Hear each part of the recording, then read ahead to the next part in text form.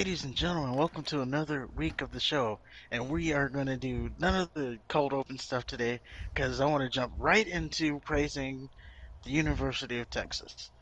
That's right, we're jumping right into it. The University of Texas played Oklahoma today, the Sooners, and for the first time in, I think it was like 1968. It was a long time. They shut out the Sooners. They shut out the Sooners in the Red River Shootout. Not the So showdown, the shootout. is that the first time Texas has shut them out, or the first time that there's been a shutout?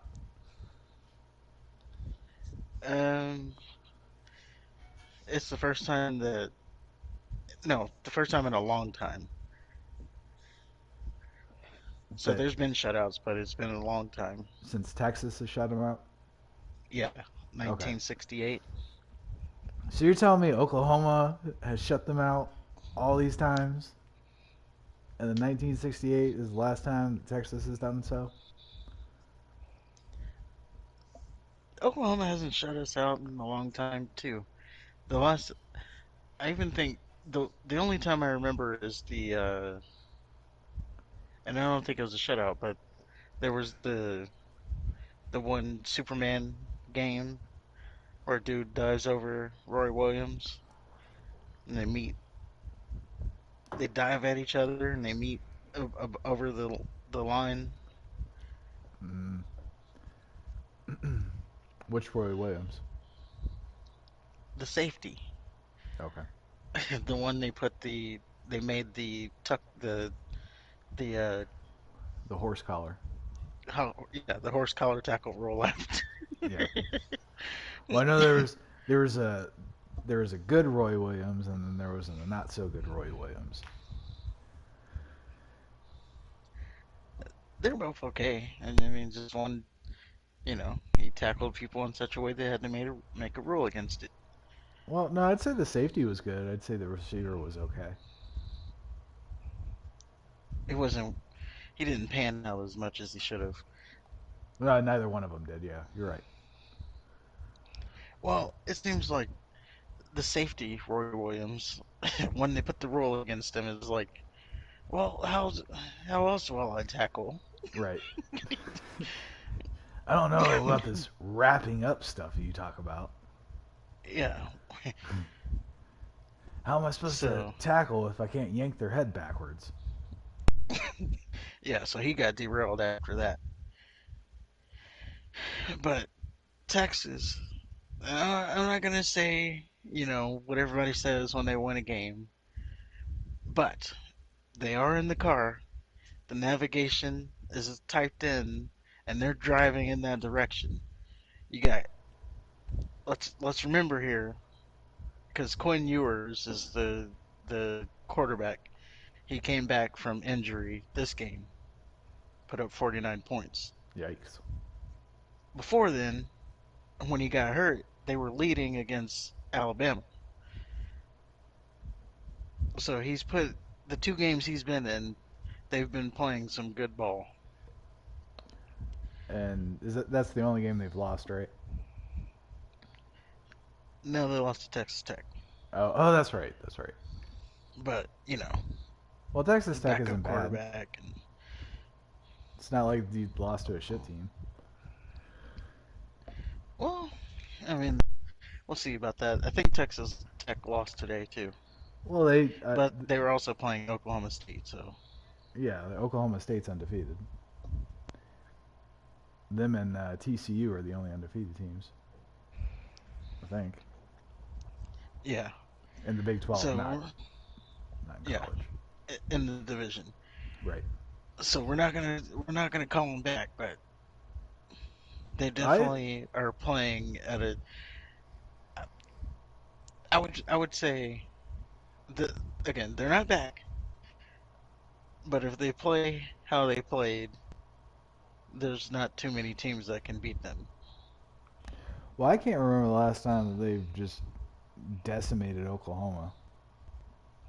Like, sure, they've beaten them, but I can't remember the last time it was just so lopsided like that. Yeah, it's been a long time since something like that. That was the most lopsided it's been in the rivalry's history. No shit. Yeah, That's crazy. yeah, and to shut out. I mean, we're talking about a rivalry game, and you shut them out like that. Like It's pretty embarrassing. maybe that may be the game that sends them to the upper echelon where they need to be.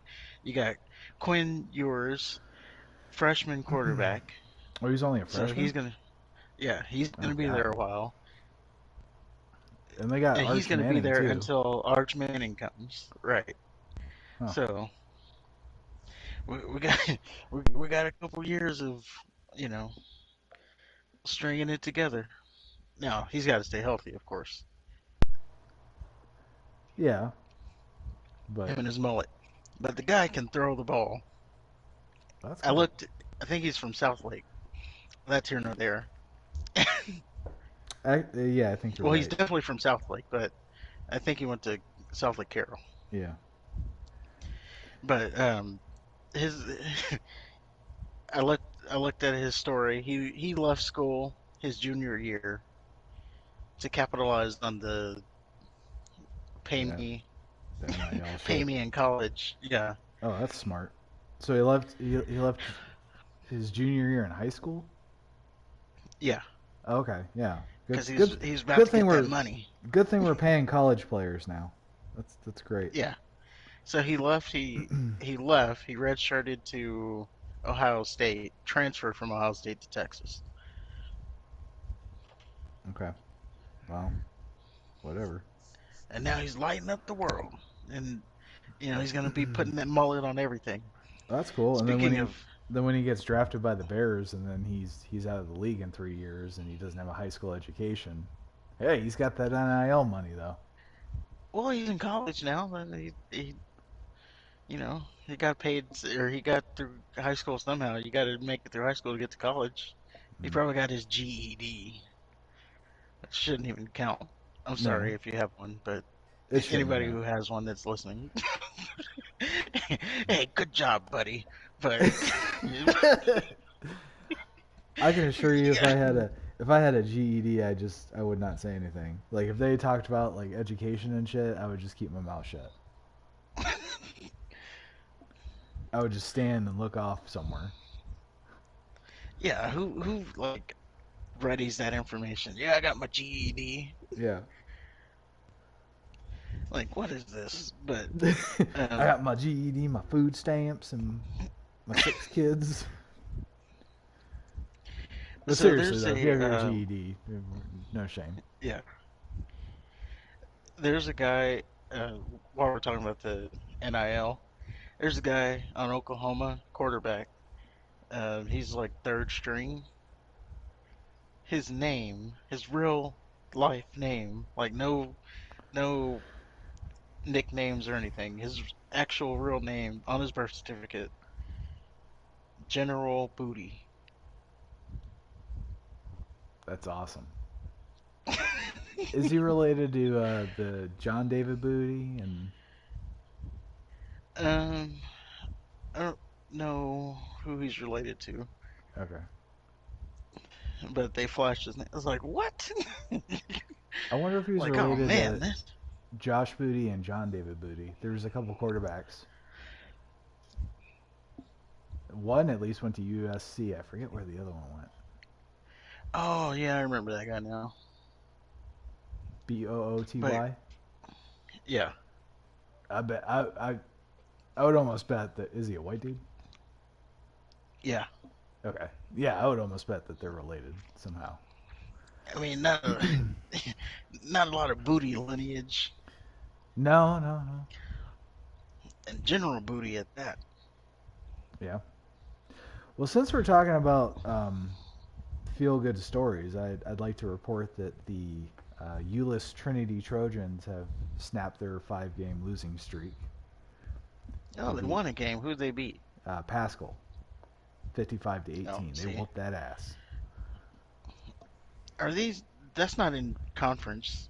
That's a Why are they district not game. playing conference? They're They one and are? two. Yeah. Huh? Yeah, their district is weird. Um, Chisholm Trails next, Crowley, um, and then of course Bell. Well, they're getting hot at the right time, I Yeah. guess. Apparently Duncanville's the #1 school in the state.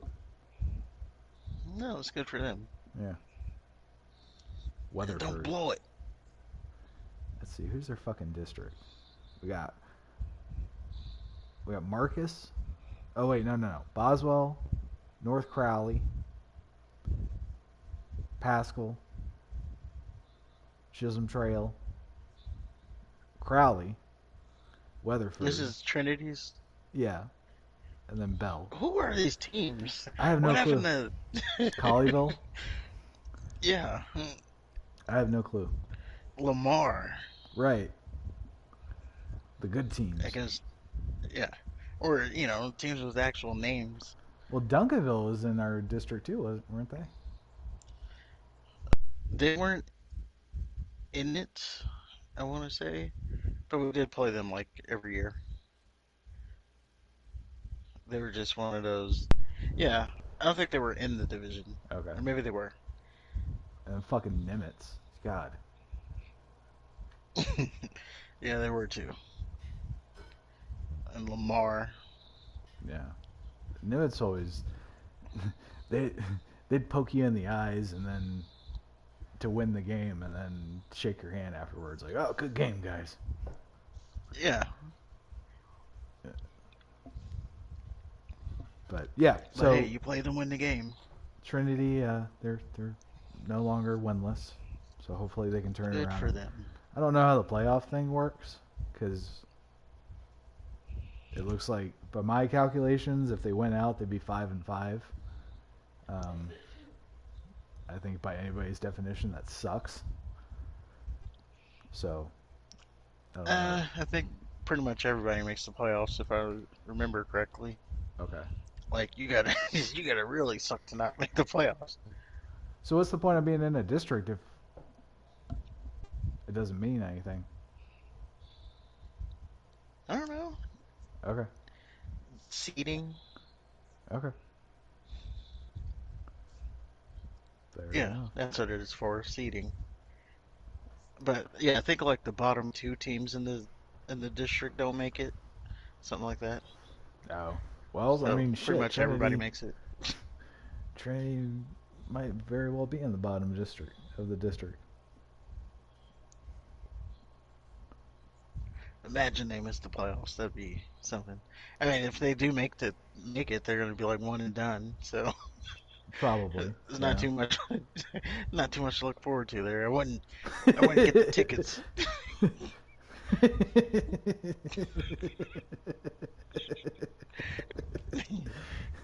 Maybe you get a Whataburger meal out of it. No, you But only you're get going up those there at the to lose. semifinals. Yeah, You but you're get going to lose. Don't make a mistake about that. you get CC's for one and done.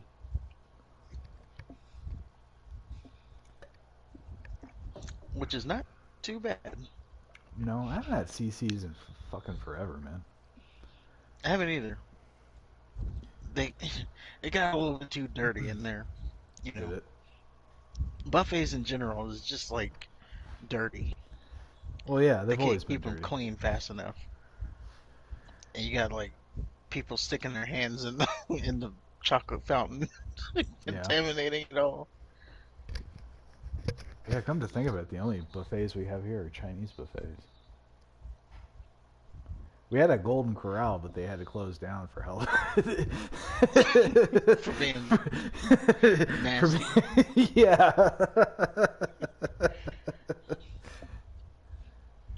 So that just means the Yeah, Golden Chinese Corral's places haven't good, gotten. but Oh, they're delicious.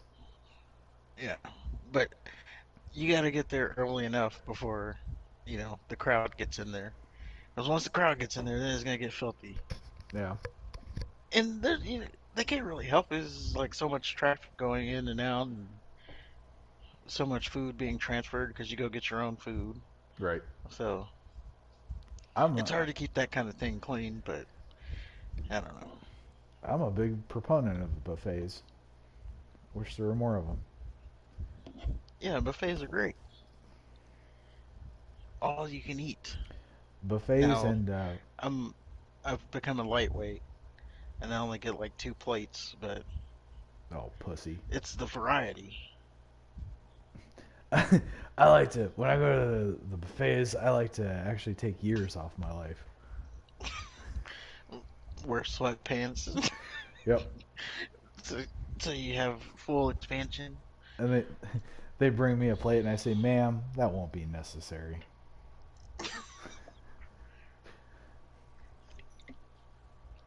You ever? Well, you said you don't go to Golden Corral. You ever did the like at some of the buffets they got the cook who's making like on-demand orders. I haven't seen a now. I don't see them like, actually making shit. I see them cooking meat for people.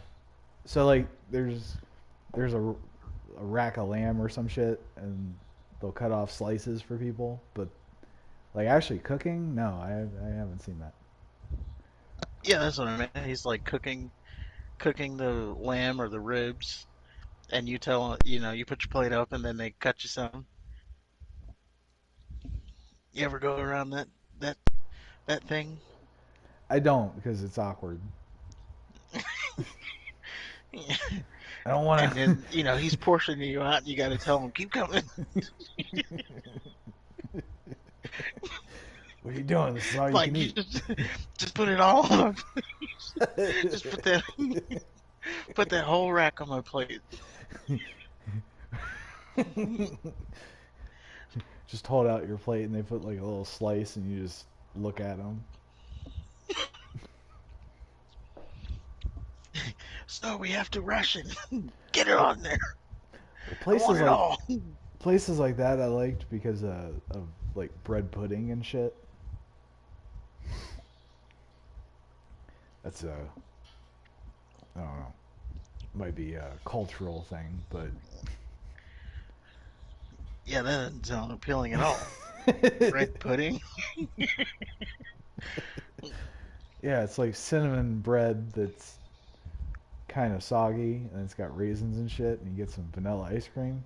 Mm, good eats. Garnish it with some parsnips.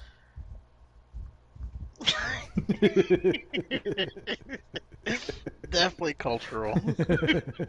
I don't even know what parsnips are. Oh, dude, parsnips are great. What is it?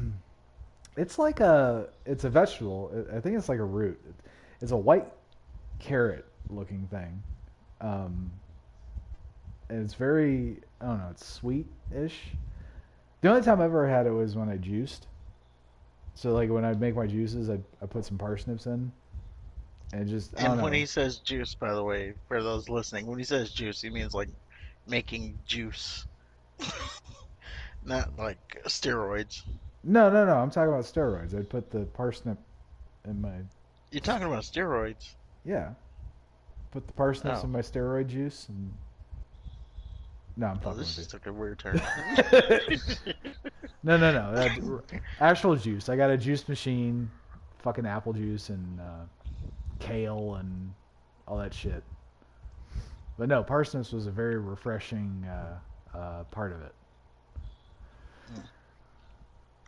But I will say again, I was using kale and like, you know, it was healthy juice. It wasn't. Yeah, So the parsnips was that was my sugar. I'd recommend it though. I'd try it at least once. I'd have to find it. I don't know if I want to search it. You just gotta go to the But grocery store. if I come across it, then Yeah. maybe I'll try it.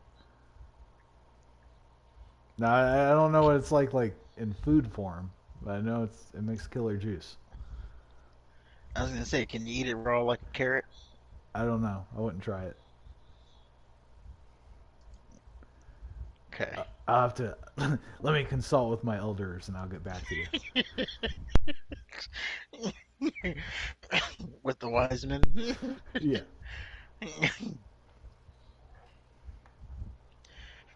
But that's enough about buffets. By the way, in the comments, let us know your Your Your favorite favorite buffet? buffet, yeah. And how many plates do you like to get? Do you like to be a Yeah, my pussy and just get two, or do you like now to have I them do fill escort them you up out? though. I do fill them up. You fill up your two plates. Yeah, like they're packed to the brim. But it's about the variety. Now, Now I also I don't take breaks. Some people they'll eat, then they'll like take a break, take a nap, go go take a shit, yeah. and then come back. No, I do it all in one shot. Now the real mark of a professional is when you have multiple plates. Oh, I couldn't. I don't like doing that. First, I don't have the patience to fill up two plates, and then I don't want to carry it back. Oh, I do. Oh, give me some Like, of that. just give me one plate, no vegetables. I don't want them to waste any room. Well, unless they're covered with cheese. Oh, I usually don't get vegetables. All meat. Yeah. All meat. All meat. Yeah, I'm a big fan of the veggies. Mm. Yeah, they waste space. Now, like at Chinese buffets, they do have some they do put some crazy stuff on their vegetables that make them good. Yeah. But yeah, they waste space for me. I don't know They that get broccoli in with the that way. that fucking yellow cheese sauce shit. I think that's good.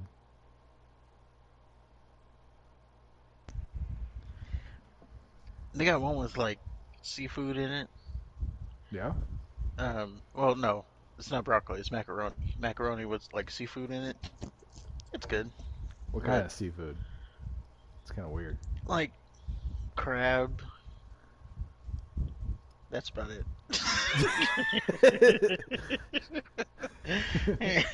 Okay. They call it seafood delight or something. I don't know. This is a buffet. Yeah, Chinese buffet. Oh, okay. Oh, now I Seafood want to go to a delight. Chinese buffet. I don't know. Anyway, Fish at a Chinese buffet. I don't know why, but it's always sus for me.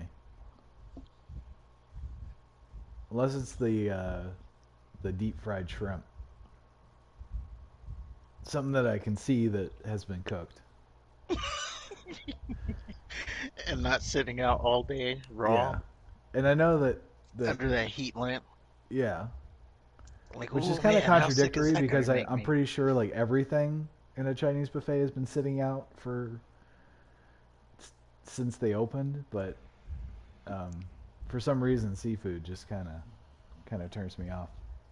Yeah, something about just fish sitting under that heat lamp all day. Yeah, It's like, man, I'm just trying to get sick. right. So anyway, you wanted to move on from the buffets 20 minutes ago, so I brought us Yeah, let's back talk in. about some. Let's talk about some NFL Oh, okay, stories that we have.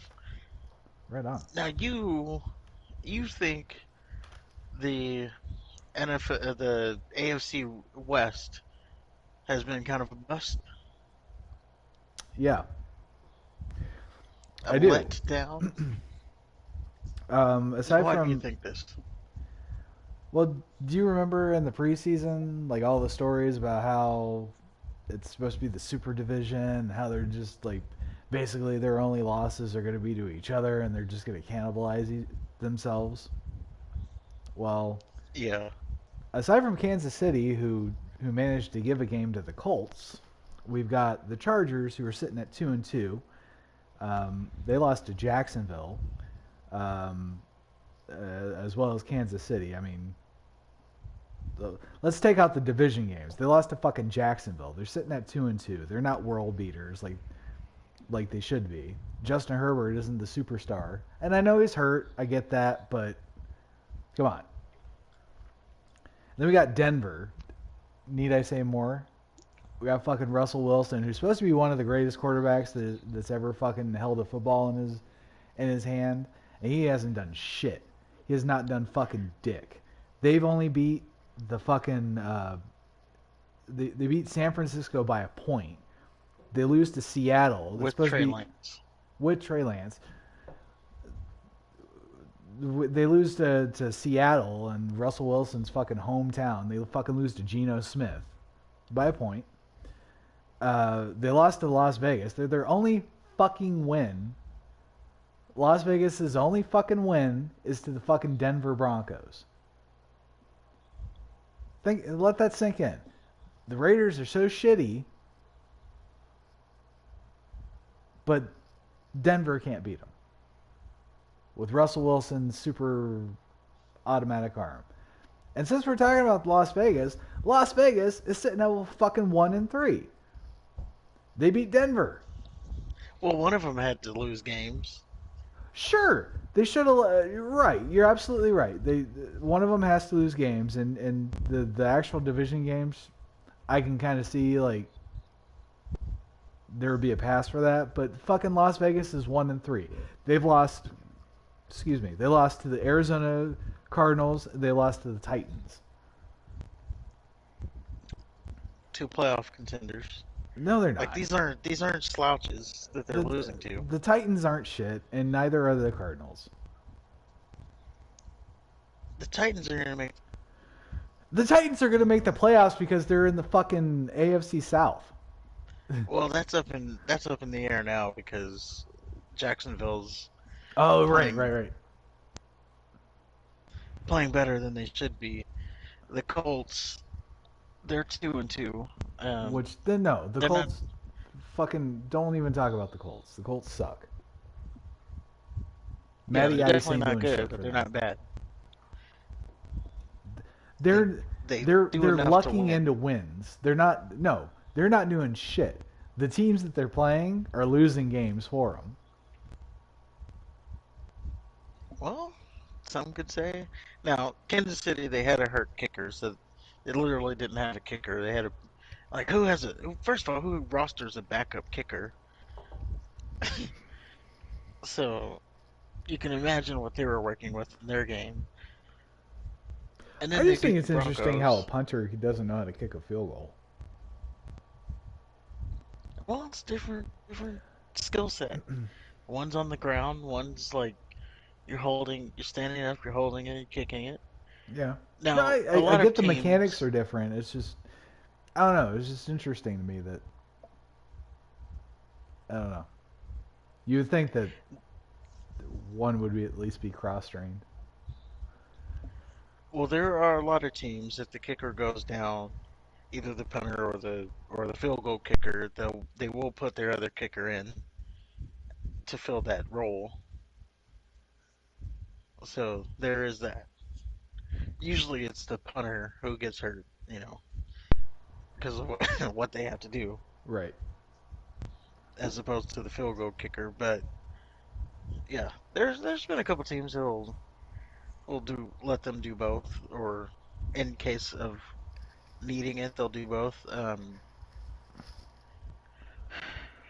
God, I forgot the guy's name. I remember it happening pretty recently. I think Justin Tucker did it recently, where he did punts and the field goals too. Yeah. But he's a field goal kicker though. He's not a punter. Right. So He needed to do it. it's just interesting to me that if the kicker goes down, that the punter can't step up and kick field goals. Yeah.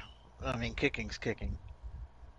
Well, I don't know about that, but you would just I don't know. I would think like if you're sitting in practice for 7 days a week, you would think like, okay, I think I've got this punting thing down. Maybe I should challenge myself. But I don't know. I'm sure that there's a good reason and yada yada yada.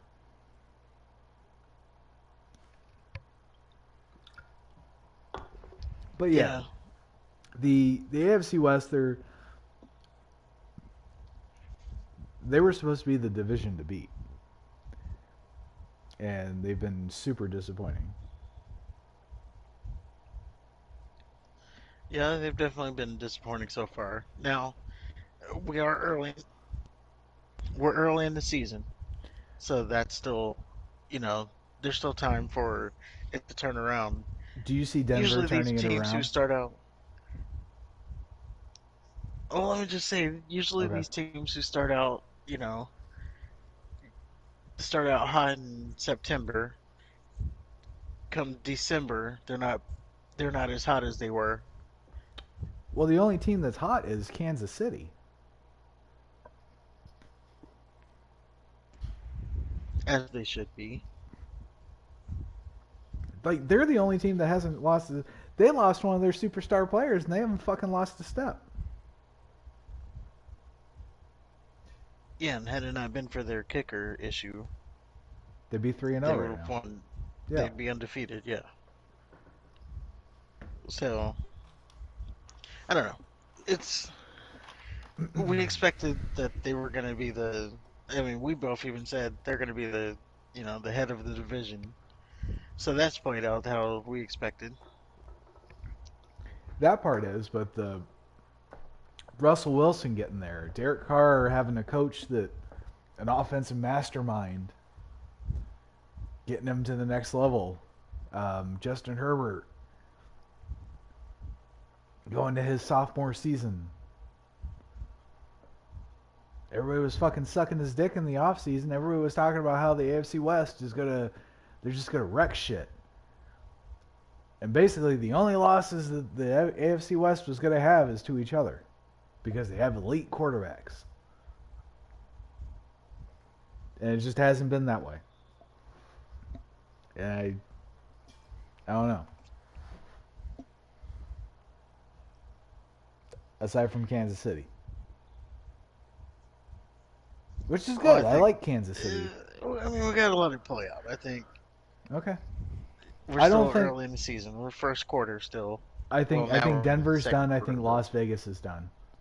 And I don't see the Chargers. Maybe the Chargers get a wild card, but I think they're done too. yeah, I think the Chargers will turn it around. Okay. I mean they're 2-2, so there's not too much. They're not too far to turn around. Denver, But you we gotta. can we can. I don't know what happened to Russell Wilson. He got old overnight or something. I I was. mean, I never thought he was even that his. great. I to me, he seemed to benefit from a really good defense. And as soon as that defense went away, Seattle started sucking. And that's the big thing on him. Everybody says that. Oh, he's just a beneficiary of a good defense.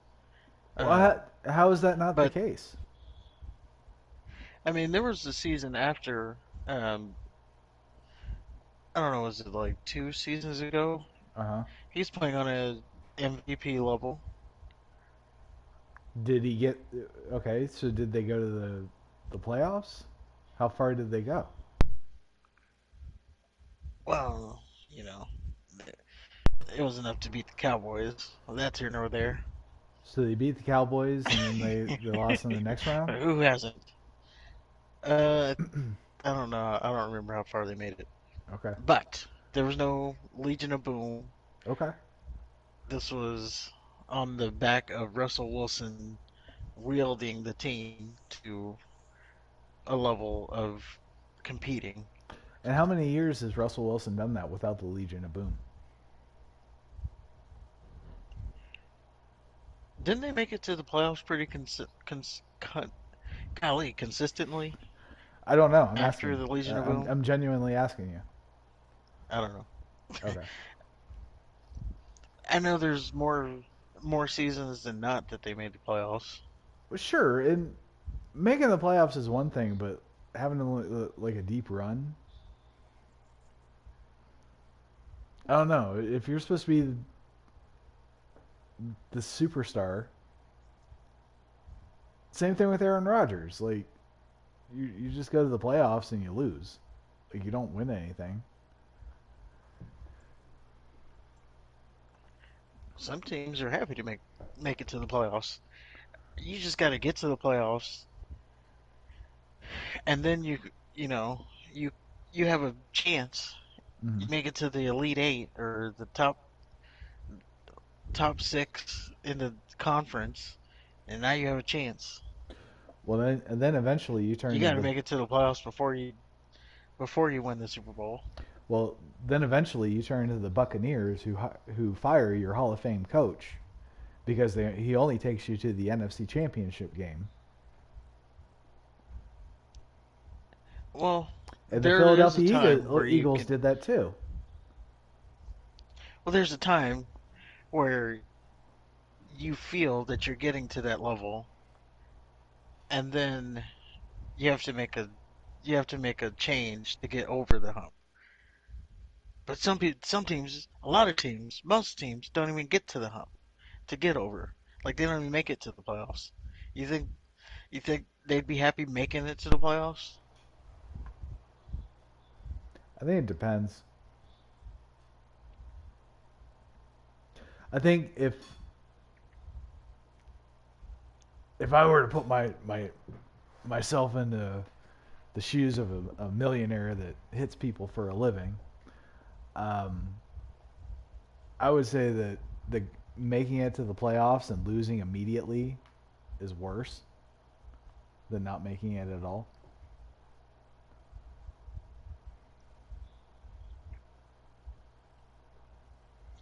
Well, I think you'd rather at least be there to have the chance. Okay. I don't know. It's like you're in there and then you're out. And it's like, why the fuck do we even show up? They get they get bonuses from that. I'm sure they do. I'm sure there's a whole lot of. I'm just talking about from a competitive standpoint. Oh, I'm talking I'm about the talking about it as a game. whole. I'm talking about as a whole. You get that you get that playoff check. Win, lose, or draw, you get that. Oh, You get your playoff bonus is what I think that's what they line item as. yeah, step Yeah, I line. want my playoff bonus. Yeah, we'll get there and lose. Maybe we win. Maybe we have Beastquake and win the game and then make it all the way to the Super Bowl. You never know who gets hot. Maybe the Giants lose, get to the playoffs as a six seed, make it Mm-hmm. all the way to the Super Bowl. And win. Yeah. Like you gotta get in the arena to have a chance. Well, how many teams? How many teams start off at the last seed and then win out to get to the Super Bowl, aside from the Giants? It doesn't happen often, but it Okay. happens. Steelers, they also did it. Did they? Yeah. They were the last seed. Yep. Huh. It's happened more recently. Um, they say, the teams who have to play their way, because, they're the teams that eke their way into the playoffs, they're in Right. playoff mode for like all of December, and then they have to play that first playoff game. While the team who, has the 13-3 record, they've kind of just been like, okay, let's prepare for the playoffs. We get the week off. We get a home game. We come in cold. Just so it just happens more and more recently. I also want to say the Ravens did it too. Could be wrong on that. Okay. Hmm. And then just last year, the 49ers they snuck into the playoffs and then made it all the way to the conference championship game.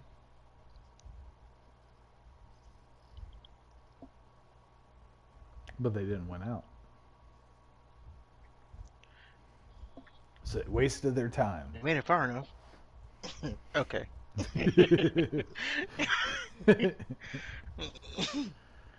Well, no, I'm strictly talking about like the wild card. Like if you So just you're saying if you're not the one, then your season is a disappointment. yeah, if you don't win at all, then you might as well just not have shown up. Should all be fired. Yeah. Cut everybody. Start over. So why do they even play the season? It's Right. just like predetermined it at the beginning. Well, Well, we think the Bills, like just whoever the media is picking, the Bills. Oh, they're gonna win it this year, so no sense in playing the season out. right. We forfeit all our games because it's the Bills are going to win. I don't see any, I don't see anything wrong with that. Who's the best team in the preseason this year? Oh, they won it. No, I'm Next sorry. season, They said the Eagles were going to win. yeah, the media said this. So, oh, there you go, Eagles. They're another team. Were they last seed? Yeah, Huh. their stupid uh, dog. What was it? Their dog mask or whatever that was. I don't fucking know. I do know that one of their defensive players got called out immediately because he said that they were going to have a dynasty. And, X amount And of they would years have later. had they kept the right quarterback, but Yeah, they well. didn't. And look at you now.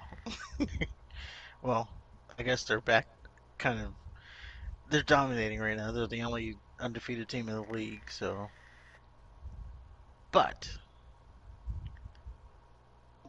look at you now. It They didn't are pay the off only for you. undefeated team. Oh, shit. They play the Cardinals next, or tomorrow. Tonight. Today. Yeah, so maybe they keep being undefeated. That's spoiler for what's coming up Yeah. later. Or do they fall off a cliff? There you go. Way to work that in.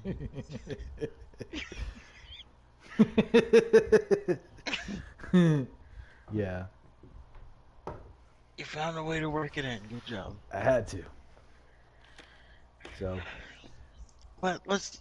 well, you said earlier that Russell Wilson's starting to the bloom off of his rose is starting to or go away a little bit as far as the media is concerned. Yeah, the media is definitely turning on him. They. You have some people calling him a fraud, a phony, God damn, like that's harsh. questioning his character His over character? losing games. I don't. Yeah, over losing games. They're questioning his character.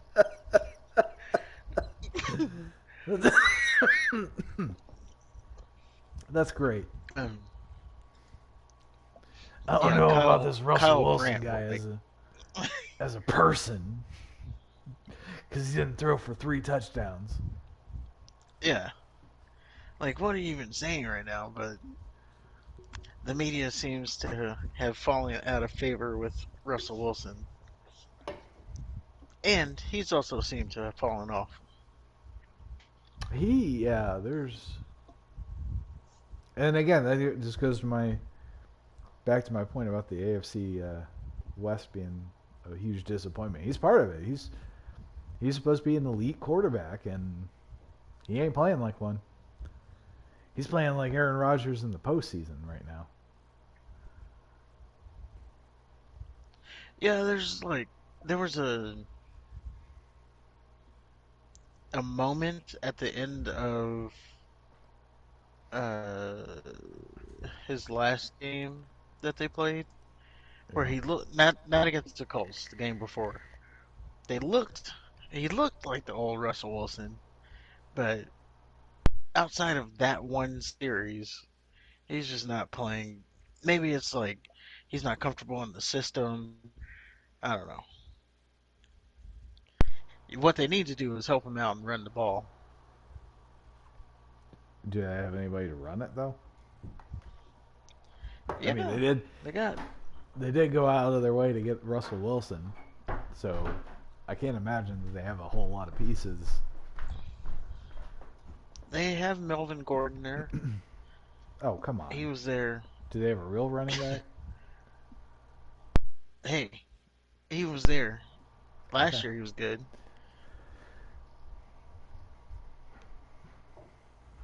but I'd be lying if I say I knew enough about the Broncos as a whole.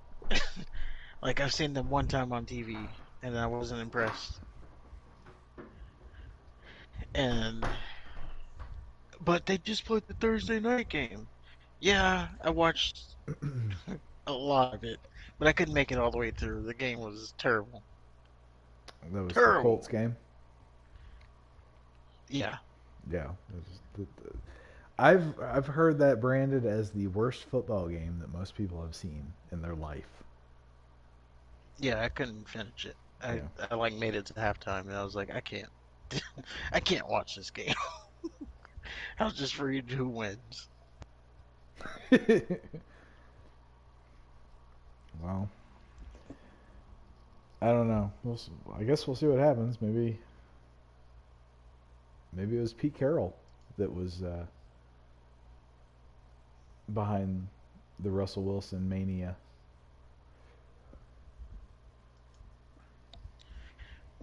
Well, we shall see. They're doing good. The Seattle doing Right. better than what everybody thought, which was like at this point they'd have 0 wins Hmm. and be struggling to win a game Well, luckily for them, all they played season. Denver, so that was an easy win.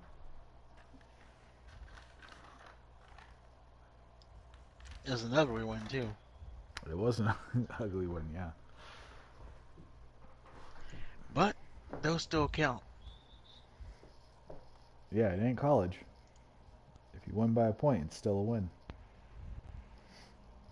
Yeah, in college, you gotta win by 100, and then get shit on because you go for a fake punt because you need to run the score up to show your strength of schedule. But when you do, then it's they're running the score up. And then you Like, gotta fight the well, opposing coach. You gotta fist fight yeah. him in the Like, middle of the field. what do you want me to do? You're the ones that are at the end of the year are going to be talking about. Oh, they only beat this team by 2 touchdowns, Right. and then when I try to score 10 touchdowns, then it's a problem. I'm glad you said that, because speaking of problems, Speaking of problems, yeah, who's having a problem? well, the Brady bunch doesn't seem to be all bunched up these days. Apparently, Mr. Brady and his wife Gisele, however the fuck you say her last name, have hired divorce Bunching. lawyers. Bunchin? Yeah, something like that. Okay. So, it's not looking good. Looks like they're going to Splitsville. Um, Giselle was seen walking around Miami without her wedding ring. Um, she was seen, now this is very important, she was seen not smiling while she was working out. If that doesn't That's say, oh man, that's so damning. if that doesn't You're not say smiling while you're Splitsville, working out. yeah. She was seen without her makeup on and not smiling while she Oh, was she's exerting depressed. herself physically.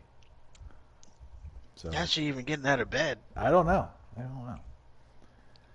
Um, They probably, the person who saw her with no makeup, they're probably, or not smiling with no makeup at the gym. of all places. Right. Probably were like on the treadmill next to her, and it's like, look at her, you're not even trying anymore.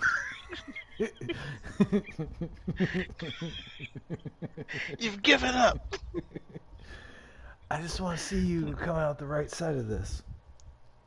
Yeah. She's like, who are you? So allegedly they were living apart um, while they were, I guess they were arguing uh, about Brady's decision to unretire. Now, there's the thing. Yeah, Only two people really know why they're getting a divorce. of That course. would be Gisele and Tom Brady. Any reports you hear about why they're getting divorced that don't come from Gisele and Well, Tom hold on. are I got like three more paragraphs to go through. Can you wait? Let, let me blow my load and then tell me all my shit's bullshit. okay. Go ahead. Okay, thank you. Uh, she was seen not, not smiling while working out. I said that right. Um, Yeah. living apart. Uh, yeah, they have two kids. So they're obviously there's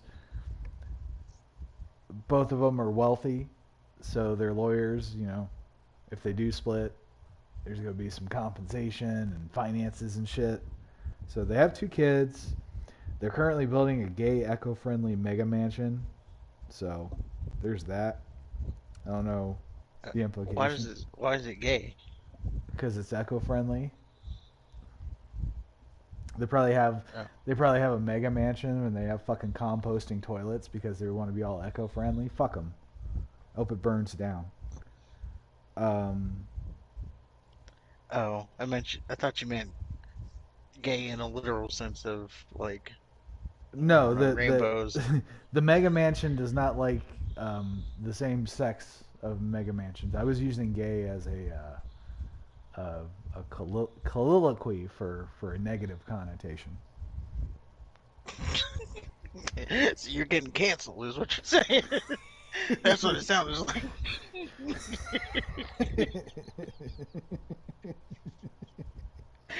Something like that, yeah. Um, so they during Hurricane Ian, apparently they were in separate residences, which I think is it's kind of big because you hear about Hurricane Ian and all the destruction it caused, and while Brady was staying in some fucking motel while Jiz was home that they rented. Yeah, yeah, that one's pretty big. I don't know who reports this. Some someone going out to the hurricane doesn't get this shit. Yeah, I don't know. So, but yeah, it looks like Is that their first thought? Oh, there's a hurricane. I gotta go see what Tom Brady and Gisele's doing. But what gotta about know us? their. Shut up. I have to know the status of their relationship. Are they healthy right now? Yeah, right now. I gotta see how they're behaving. Oh, speaking of But we healthy, gotta get our stuff. speaking of health, apparently Tom hurt his rotator cuff during the Chiefs game as well. So, but Good. anyway, you were saying that there's only two people that know, and that's Tom and Jiz. Yeah, I'm saying there's any reports you hear about why they're getting a divorce, it's a lie unless it's coming from Tom or Giselle. No one else is gonna know that. Mm. Even if they've even if they've told a friend, they're only telling the friend their half of the story. They don't tell the friend the other half of the story, right? You don't say, "Oh, she hates me because of this." No, you're only saying she's I hate divorcing her me because of because this. Yeah. yes. So unless it's coming from Giselle or Tom, then it's a lie. That's number one. Number two, just wait. It's maybe they turn this whole thing around. Don't get divorced. They have kids. It's probably what's best for him. But if they don't, Tom Brady has a track record of dating supermodels. He dated the one supermodel. He left her for Gisele, who he's been with for a while. If they do get divorced, don't be surprised. And I'm just saying, anybody who's Team Gisele here, don't be surprised when Tom Brady goes out and starts showing up with some 20-year-old supermodel at his 40-year-old age, dating someone half his age, and then everybody's going to start shitting on Tom Brady. Oh, he's dating someone half his age. How could he do this to Gisele? That's going to be the internet. And I'm just saying, don't be surprised when it happens because the guy dates supermodels. And when you go date supermodels, you're gonna, Yes, tell me. you're gonna be. Tell me what it's like to date supermodels. I'm gonna tell you in grave detail. I know I'm this life, interested. okay? Yes. Preach. I'm just saying, when that's his level of date. So he's gonna be dating another supermodel, and it's gonna be someone in their 20s, and then everybody's gonna shit on that too. Well, I mean, I don't think you're wrong there. I think it'd be kind of funny if he got like, you know, somebody older. But I mean, maybe someone in their 30s, but like Meryl Streep. or what's the, what's the older supermodel? Cindy Sharon Crawford. something. Oh. Yeah, that one. He starts dating her next. Yeah. You see you see him standing behind some old lady in a wheelchair. Like, oh, Tom, you're it's nice that you're taking care of your mom. Oh no, we're engaged.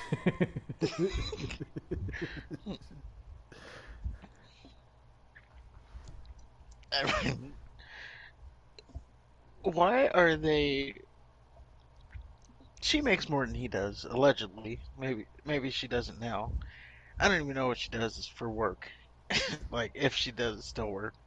Maybe she has some kind of line or something. But she definitely makes bank. Yeah. So why are they going through like divorce stuff? You would think two millionaires can just like split pretty easily. Like you take what you earn, I'll take what I earned. Or maybe Tom Brady's trying to get alimony. um, I don't know, man. It's I've never divorced, so I couldn't really say. I don't know what the benefits are and like I don't know. To me, like you would just say like, okay, we're not married anymore. Like, why do you need to fucking hire people to decide that for you? Well, what I what it sounds like they're going through is like who gets the house, who gets the cars, stuff like that. Well, why wouldn't you be Who's the able to just primary care decide for the that? Like, kids? you're both grown ass people. Couldn't you just decide that amongst yourselves? Why do you need to? Why do you need to pay money to decide who gets money? I don't know. Well, some divorces are pretty ugly, I get that. and you got the people who want to like bleed the other person dry just to out of spite. And it's like, no, you're not getting the car. It's my car. Well, I'm getting the car, and then okay, we'll let Lori decide. I pay all the bills. Well, you're gonna keep paying the bills, but you're not gonna live at this house anymore. The hell I'm not.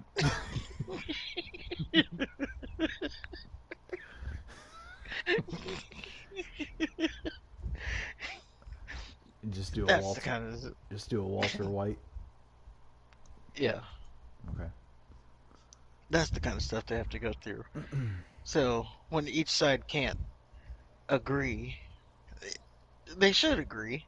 I mean, like I said, they're both pretty well off people. They should just be able to say, okay, well, peace. Yeah, it's not even that they're adults, Give me some dabs. But yeah, and they're wealthy enough that like I don't think the kids would be an issue. They can fucking take a private jet to go see them whenever they want to. it's true. But I can't believe the media is trying to paint this narrative that it's because Tom Brady unretired. Like, you don't know shit.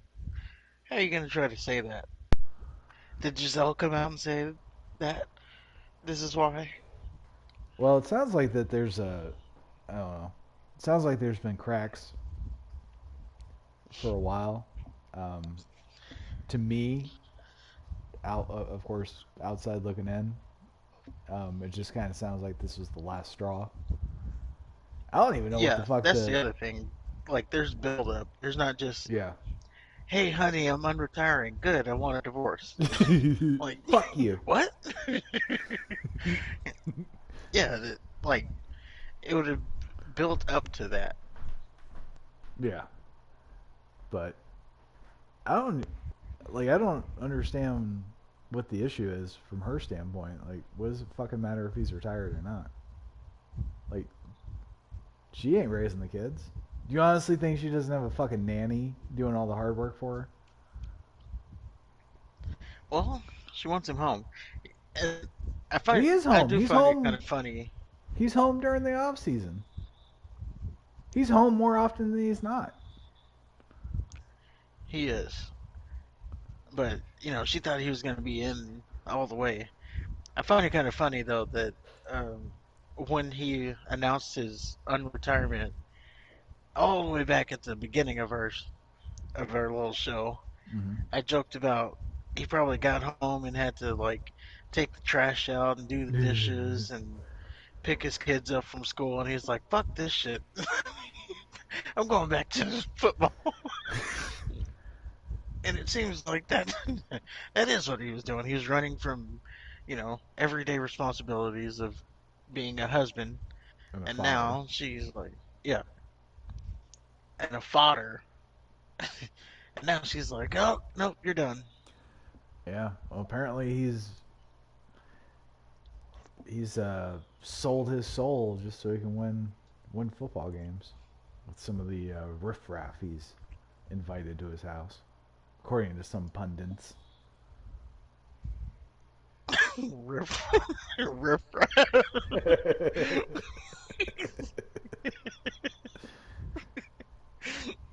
What a word. I've never used that in a sentence before in my fucking life.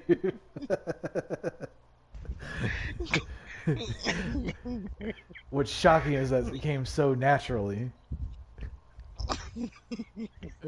I It don't know. did. I don't know who possessed me just now, but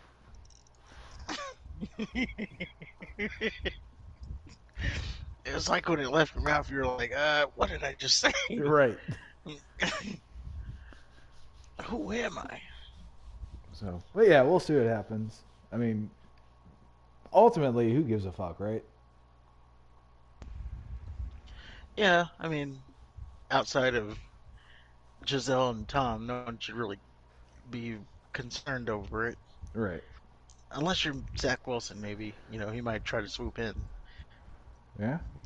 I don't know. Antonio Brown might get in that action too. I don't know. He's probably crazy. Exactly.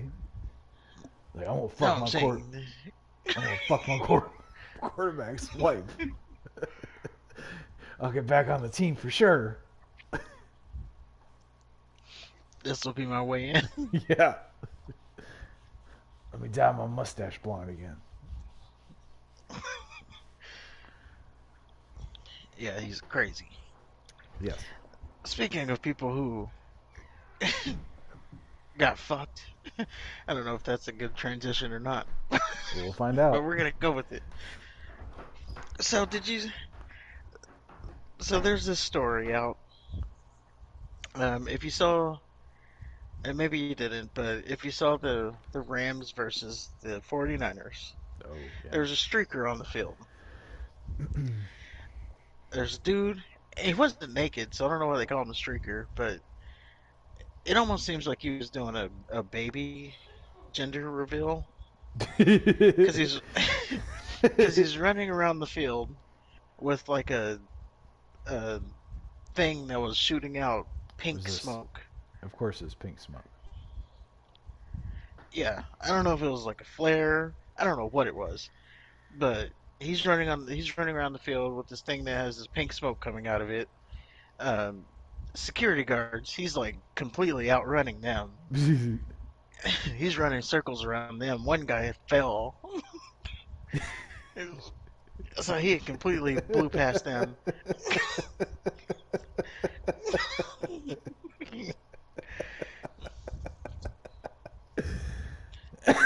and he and he's like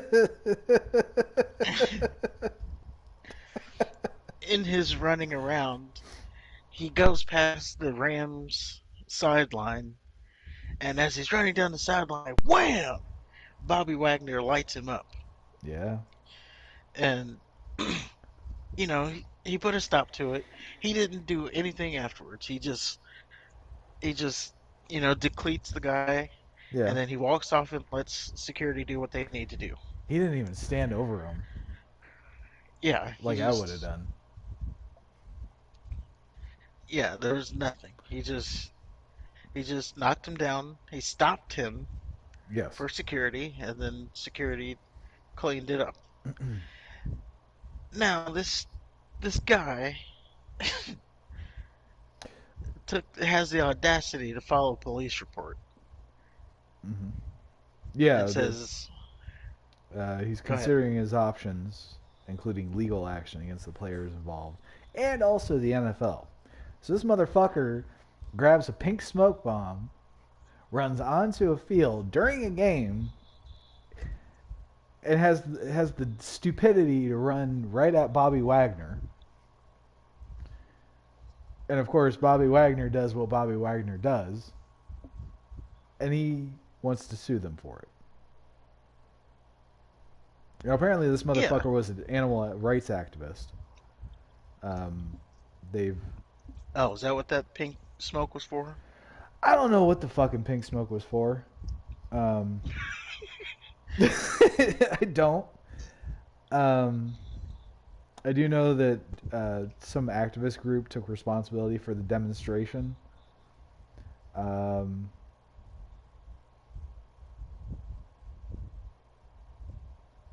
sorry, I'm just trying to see if there was an explanation for the pink smoke. No, I mean, yeah. So they're demonstrating some fucking I don't know some crimes against koalas in fucking Zimbabwe or some shit, and Bobby Wagner stopped them. And naturally, because they're in California and the victims are the one, or the, oh, excuse me, the aggressors are the victims in California. This motherfucker feels entitled enough to seek legal representation. So good luck. Yeah, That's he's all I can obviously say. not going to win. Like he was trespassing during a game. It's on camera. I don't know though, Like dude. It's you fucking have Calif. nothing to stand on. It's California though. They're fucking retarded. I could see this motherfucker getting millions of dollars. Like, oh, you hit him too hard. Yeah, especially if he's like, if he's part of the the A's and the B's and the C's.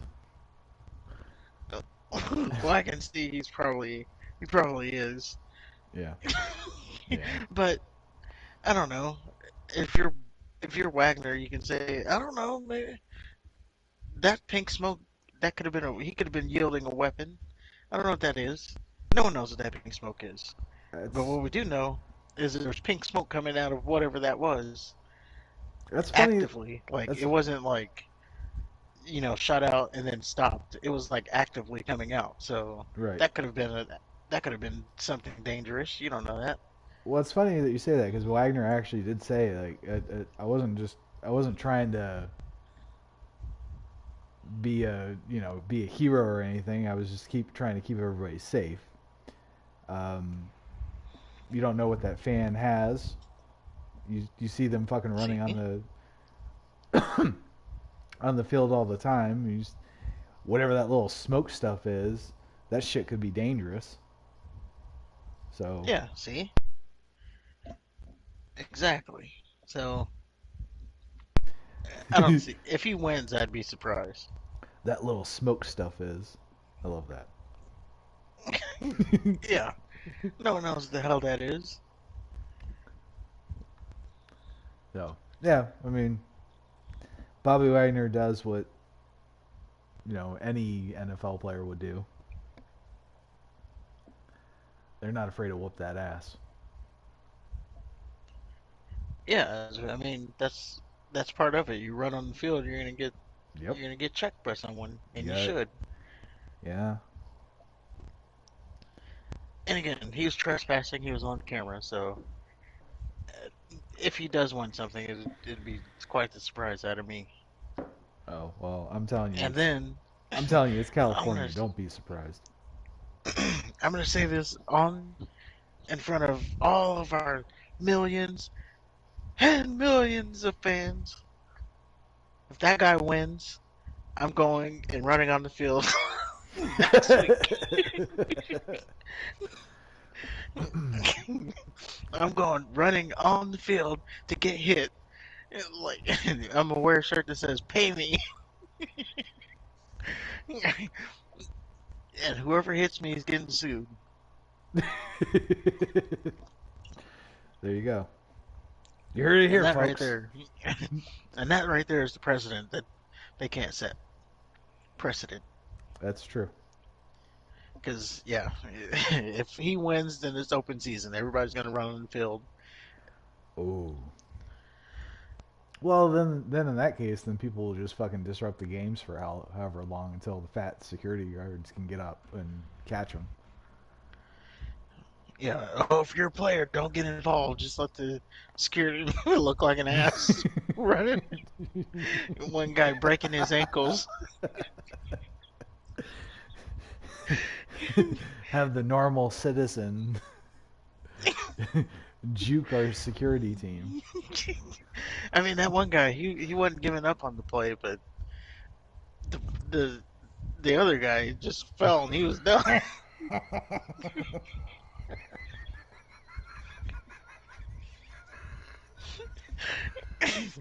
You just lay motionless. Yeah, he's like, he's too fast. We can't get him. Ah, good stuff. Yeah, it was funny that the dude just like fell so fast. And here we are, supposed to be the security of this stadium, and you're falling 2 seconds into Oh, that should just of actually having to do your job. illustrate how fucked you are if anything pops off at a stadium. Yeah, Like, oh shit.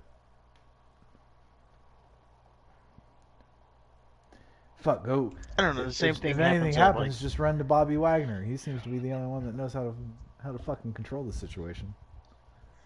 well, the same thing happens at like department stores. You like walk into a department store or something, and it's like an old person. It's like if something happens, what are they gonna do? Right. Like get in the way? Yeah. Like they're gonna get knocked out so everybody else can get away. They're gonna get assaulted. That's what's gonna happen. Yeah, like there's no way they can defend anything. Right.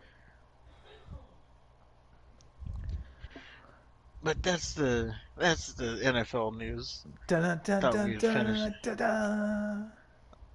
yeah, I thought we'd finish it on a funny story. Yeah. Not that we had a lot of news, but it's still a funny story to finish up on. Let's get into some wrestling news, shall we? Wrestling news.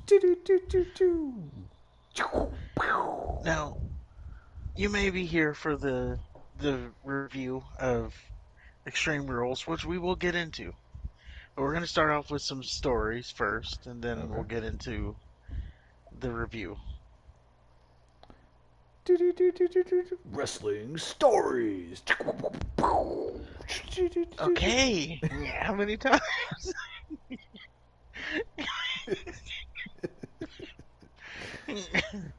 I thought we were past that already. I was just trying to liven things up. So, first up, we have some what? I'm still in NFL mindset. We have some NFL. AEW stars who call out Tony Khan for their lack of booking. Well, really, it was one AEW star, and it was it's not really much of a story. Um, we have Some would even FTR. say, why are we even talking about it? Well, I mean, it's worth mentioning. Yeah. So we have FTR. They were in a New Japan show. They defended their New Japan IWGP Tag Team Championships against the Aussie Open, which is Will Ospreay's group. That turn over there, they won the match, of course. Of course. After the match, Dax Harwood gets on the mic. Um, he didn't say anything malicious or anything. He just said, um, what was the exact quote? Hey, Tony Khan, First we're things first, still, Tony Khan. We still work for you. Book us, brother. yeah, yeah, that's all he said. Yeah. But it made the news, so we had to mention it. Well, I mean, to their I don't credit, think there's, FTR, they haven't wrestled a standard tag team match on Dynamite since about May. Um, and aside from winning the New Japan belts at Forbidden Door, they've only been like in trios matches, and I think Dax has been in some singles matches. So, which is yeah, and I which is think, really weird since they're the number one ranked team on fucking AEW. well, I think it's in a sense, it makes sense why they haven't been wrestling tag team matches. Um, reason being is why I think it makes sense is because FTR realistically should be the next tag team champions of AEW. The only problem is you just crowned new champions in the acclaimed. So if you have them wrestling tag team matches, like the only realistic match, they are the number one ranked team. The only realistic next match for them would be to challenge for the championships. Mm-hmm. So now you've booked yourself into a corner because you got the new champions on their first defense versus the team that really should be champions. No one really should be winning that or losing that match. You don't No one. necessarily have to fast track them to the title picture. You can just put them in a title chase. Like they have to beat a couple teams first. I know technically they should be the number one contenders, but you could use that. Like, well, I know on paper you're the number one contenders, but we say you need to cut the mustard still. So you gotta beat these teams, and you know, kind of go from there. Well, these are also two babyface tag teams. The acclaimed is like the biggest. I would argue they're the biggest babyface tag team right now in AEW. And then you got FTR who's FTR. So I don't know. I just think it's hard to book because the acclaim should they really need to have a long title run. They're really over with the crowd. Can you imagine? the crowd chanting "Scissor me," like they're getting "Scissor me" over If you of say all so. things. You All know, things, they're getting "Scissor me" over. Kenny Omega gets over with that crowd. I mean, it's not that impressive to me. Oh, your boy Alton Brown, he even mentioned scissoring. Alton Brown. Yeah, How the fuck do you remember Alton Brown? because he mentioned scissoring. Okay.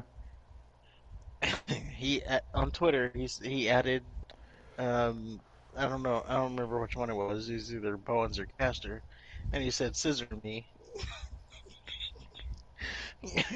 It's always funny just to say it though. That is funny. I will give him that. And you got people doing the scissor handshake. Yeah. I don't But know. yeah, they've gotten scissor over, I like to which I think that didn't know I'm an dudes adult. scissored.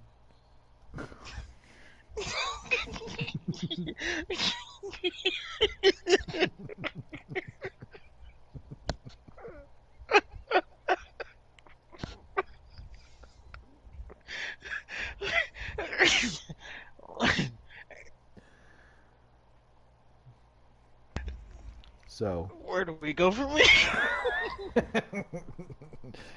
well, here? This segment is just we just gotta move on.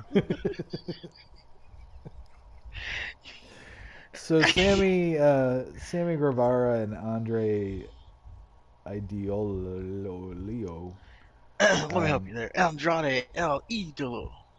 Odolio have a war of words on Twitter. Right? Do I got that right so far? Well, Yes. basically, the Andrade had a radio interview where he said that I assume somebody asked him like, "Have you ever had any issues with anybody?" And he's like, "Well, there's one person that said I hit too hard." And he ran to management like a little girl, and Well, then something like that. So how it happens is, yeah, he was doing an interview with. It was a Spanish radio station, so couldn't get okay, you the name, and if I could, I couldn't pronounce it. So sure, there's that. Consuelo, Just, just go look it up. Consuelo Cerveza. He was on some Spanish podcast, and they asked him about the whole backstage brawl thing that Mm-hmm. happened, and he gave an answer that pretty much said the elite have treated him well. CM Punk has treated him well. He doesn't have a problem with any of them. Now, if you left it at that, that was cool, right? Okay. Oh, they've both treated me pretty well, so I don't have a problem with it. Oh, that's good. I wasn't done. I do have a problem with. And then that's where he turned. He basically said he didn't have a problem with them, but he did have a problem with one of the wrestlers, Mm-hmm. and he wasn't afraid to name names, so he said Sammy Guevara, Mm-hmm. and he basically said that they had a match months ago for the TNT title, and apparently Sammy complained that he was working too stiff. And let me see if I can get the exact quote here.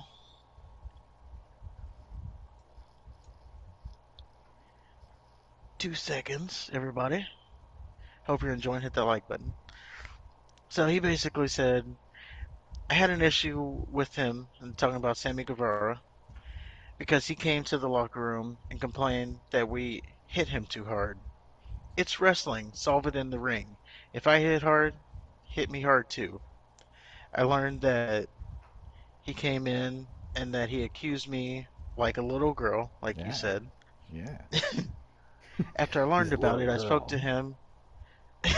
He said, after I learned about it, I spoke to him and asked if he had an issue with me, but he said he did not, and that's all. And he said it's funny because not even in WWE, for example, Sheamus likes to hit hard, and all my respects for him because he loves to hit hard and loves the strikes. He is wild. Even the Miz likes to. Now, if you're getting, there's so much said there that he's saying even the Miz likes to throw strikes. So number one, he's saying the Miz, he's okay with being hit hard, but he's Right. saying that the Miz hits harder than Sammy Guevara. Mr. Softy Miz. Well, you're saying that the Miz didn't even like complain about it.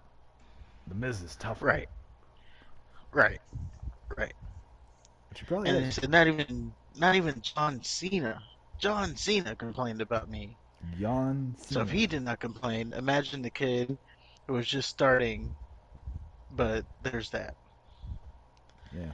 So that's what he said during this interview. Which And prompted then Sammy to and immediately then it jump blew on. up on Twitter. Yeah. Yeah, to immediately jump on Twitter because that's what people do these days. They don't call people up and say, "Hey, what the fuck?" They don't, see them in person and say, "Hey, can I talk to you for a second?" No. What you do is you go on Twitter. And what this motherfucker said is, "You are a jobber, a favor hire. Be grateful, bitch."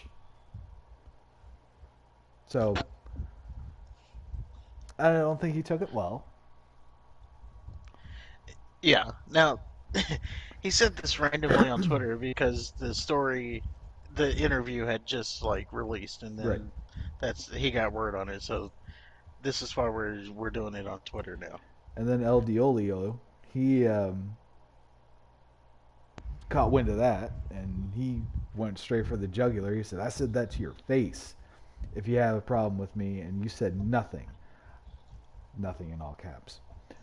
"I won't beat your ass because I'm a professional. Don't be scared.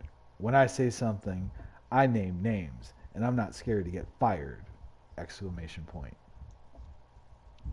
Which is funny because the whole free Idolo thing, and Right. many would say that he's been trying to get fired. Yeah, yeah. It. It is important to say that that is the underlying theme with all of this. Is there's speculation that he's only doing this just so he can go back to the WWE. Yeah. Now it could have ended there, but it definitely gets worse It does or get worse. better depending on what side you're on. So Sammy comes back and he says, and this is again on Twitter. So Sammy says, "You didn't say shit to me, you liar, but here's some truth, you ungrateful prick. You're you would be jobless if it wasn't for your dad-in-law. He's married to Charlotte Flair, so his dad-in-law Yep. being Ric Flair. Um, are you really mad at me, or are you mad at yourself for failing to get over a second time? Just go back to WWE like we all know you want to and fuck off." That is what Sammy came back with. Yep. And And then, then yep. Go ahead. Idolo. You want to take it? No, no, no. Go ahead. Well, and then El Idolo says, "Okay, I'm a liar. See you Wednesday." Yep. There's going to be more to that in a minute. I'll tell you to I'll your tell you. face again. Yeah, I'll tell you to your face again. And nothing you say that you do not have any problems. What? I don't know. English is not But I'll his tell him to his first face language. again. But yeah, don't worry about the second part. Just worry about he says he's going to tell him to his face, "I'll see you Wednesday." Keep that in mind because it's going to come because there's more to that. Right. Now, we did have a couple bystanders, third party folks. We have Jose, the assistant. Um, I forget. I forget what his affiliation was. I had it written down somewhere, but I can't find it. He said, He's the assistant to Andrade Thank you. on TV. Thank you. Um, I was there and can confirm this incident happened. Andrade El Dololio gave an honest interview about his thoughts on AEW, his upcoming AEW Rampage match with his AEW. Why the fuck does he have to say AEW so many times? With his career on the line and more. Good thing no one in that company can translate Spanish to English. Uncensored. And then Ricky Starks had the, I don't know, the chef's kiss tweet of the whole thing. He says, "Man, can my coworkers just shut the fuck up for a minute?" Yeah, Ricky Starks, he chimed in with the old tweet. Now, he since deleted that tweet, but we Yeah. got it for you. And then he said He something did about say that. Hunico coming in to replace El Delolio. I'm not sure who that is. Hunico? He was uh he, well, he was Hunico in WWE, but he was Dark Sin Cara, like when they were doing the Sin Cara versus Sin Cara thing. Oh. He was the better Sin Cara. He was the one Uh, that stuck around. I try to I try to forget the whole Sankara thing. Yeah, Getting a fair enough. headache with the stupid lights and his botches. Yeah, I got you. The whole Sankara era I try to wipe out. But Cool. so all this is said on Twitter. Yes. And like I said, remember that Wednesday thing was going to come into play. So we fast forward to Wednesday, And and now if you're Tony Khan, you and you're 1 month out of what happened at All Out and all that's going what's going on. you're 1 month away from not doing anything at all out. Yeah, you fast forward to Wednesday, or this is happening on Twitter. You don't say anything, and Well, you let it play out to.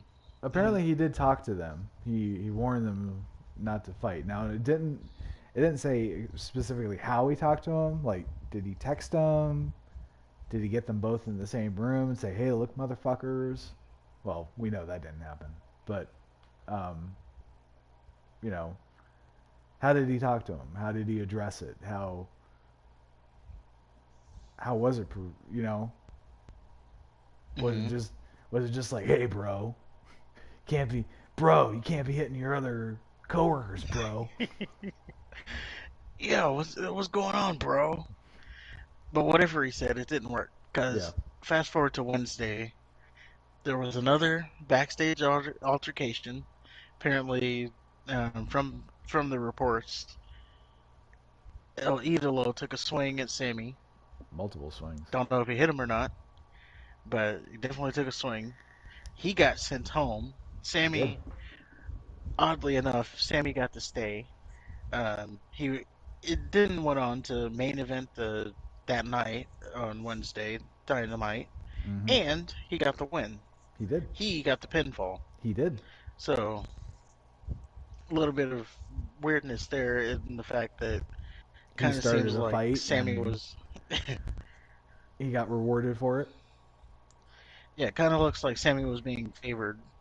Yeah. Well, this isn't the first time. He was favored with Eddie Kingston, and he was favored with somebody else. I don't know. Well, we can leave it at Eddie Kingston. He was favored there too. So Yeah, and it's definitely not his first incident. He nope. also then, so he had the Eddie Kingston incident. He also then had an incident. How do I say this? He had an incident with Sasha Banks. Did he? Yeah, he had an incident with Sasha Banks where He stuck it uh, in her butthole.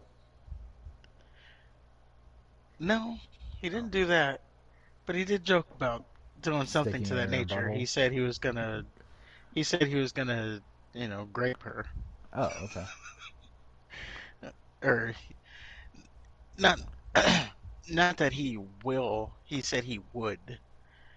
Oh, okay. Like, he's so attracted to her, he'd grape her. Hmm. Which is a weird way to say you're attracted to someone, but It's just a that's here bit. nor there. He said it. It's out there. I mean, I could,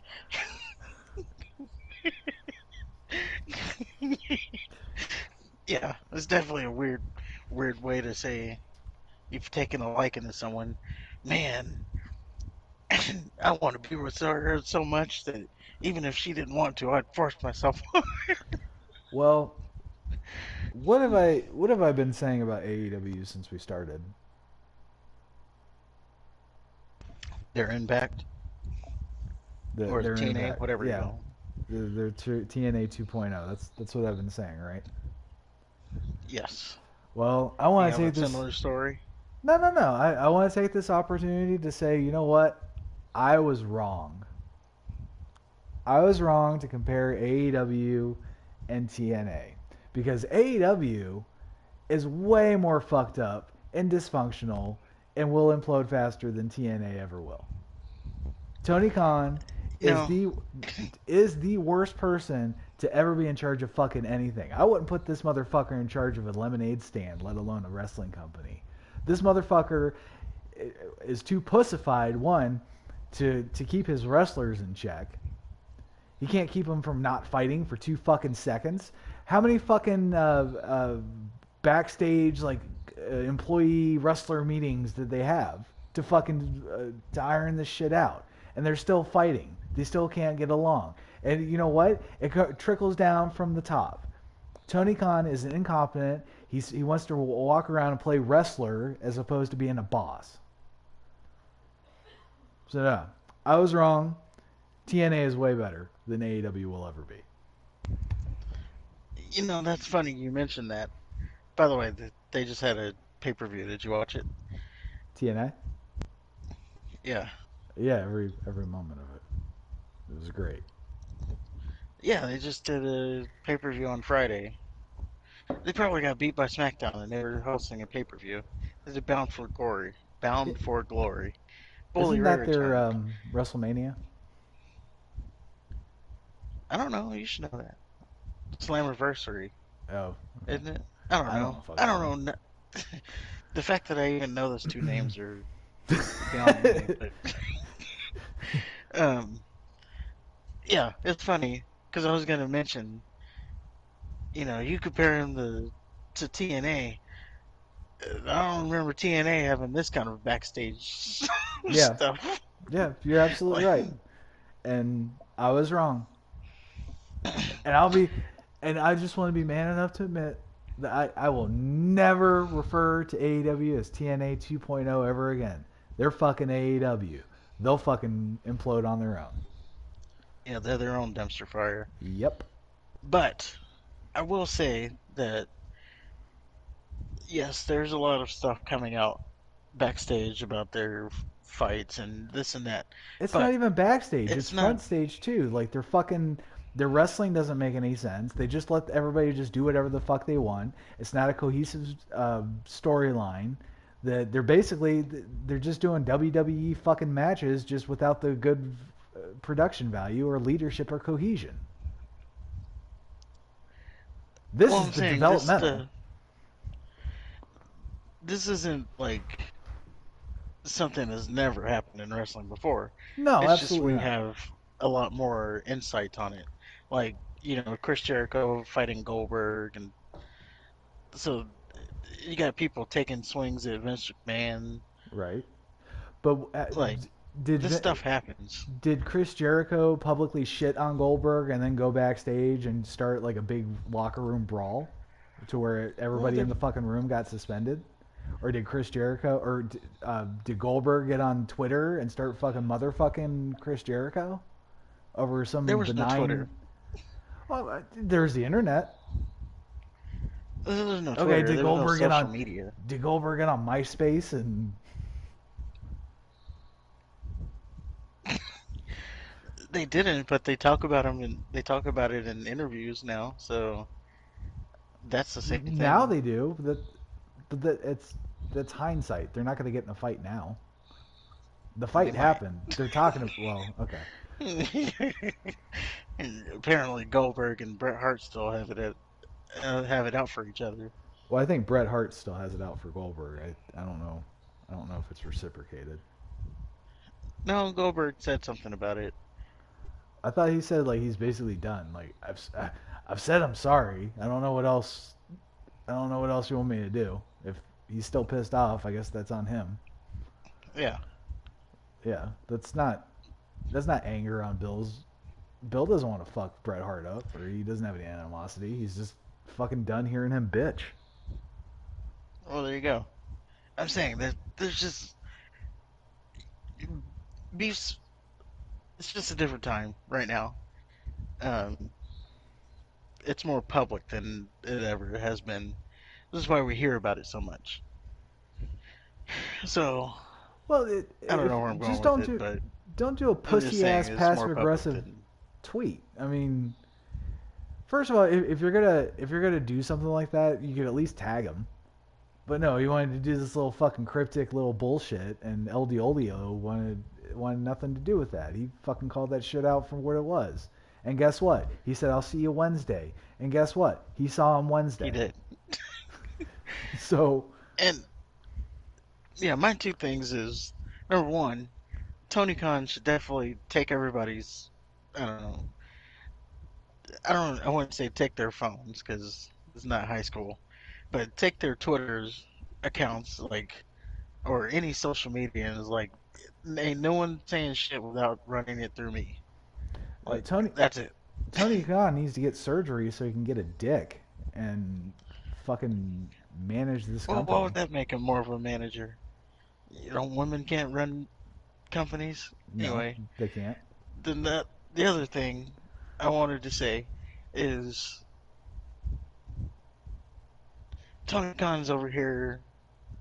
I don't know, praising his show Yeah. when he should be handling this stuff. Like, Praising his show, he's talking about his fucking ratings.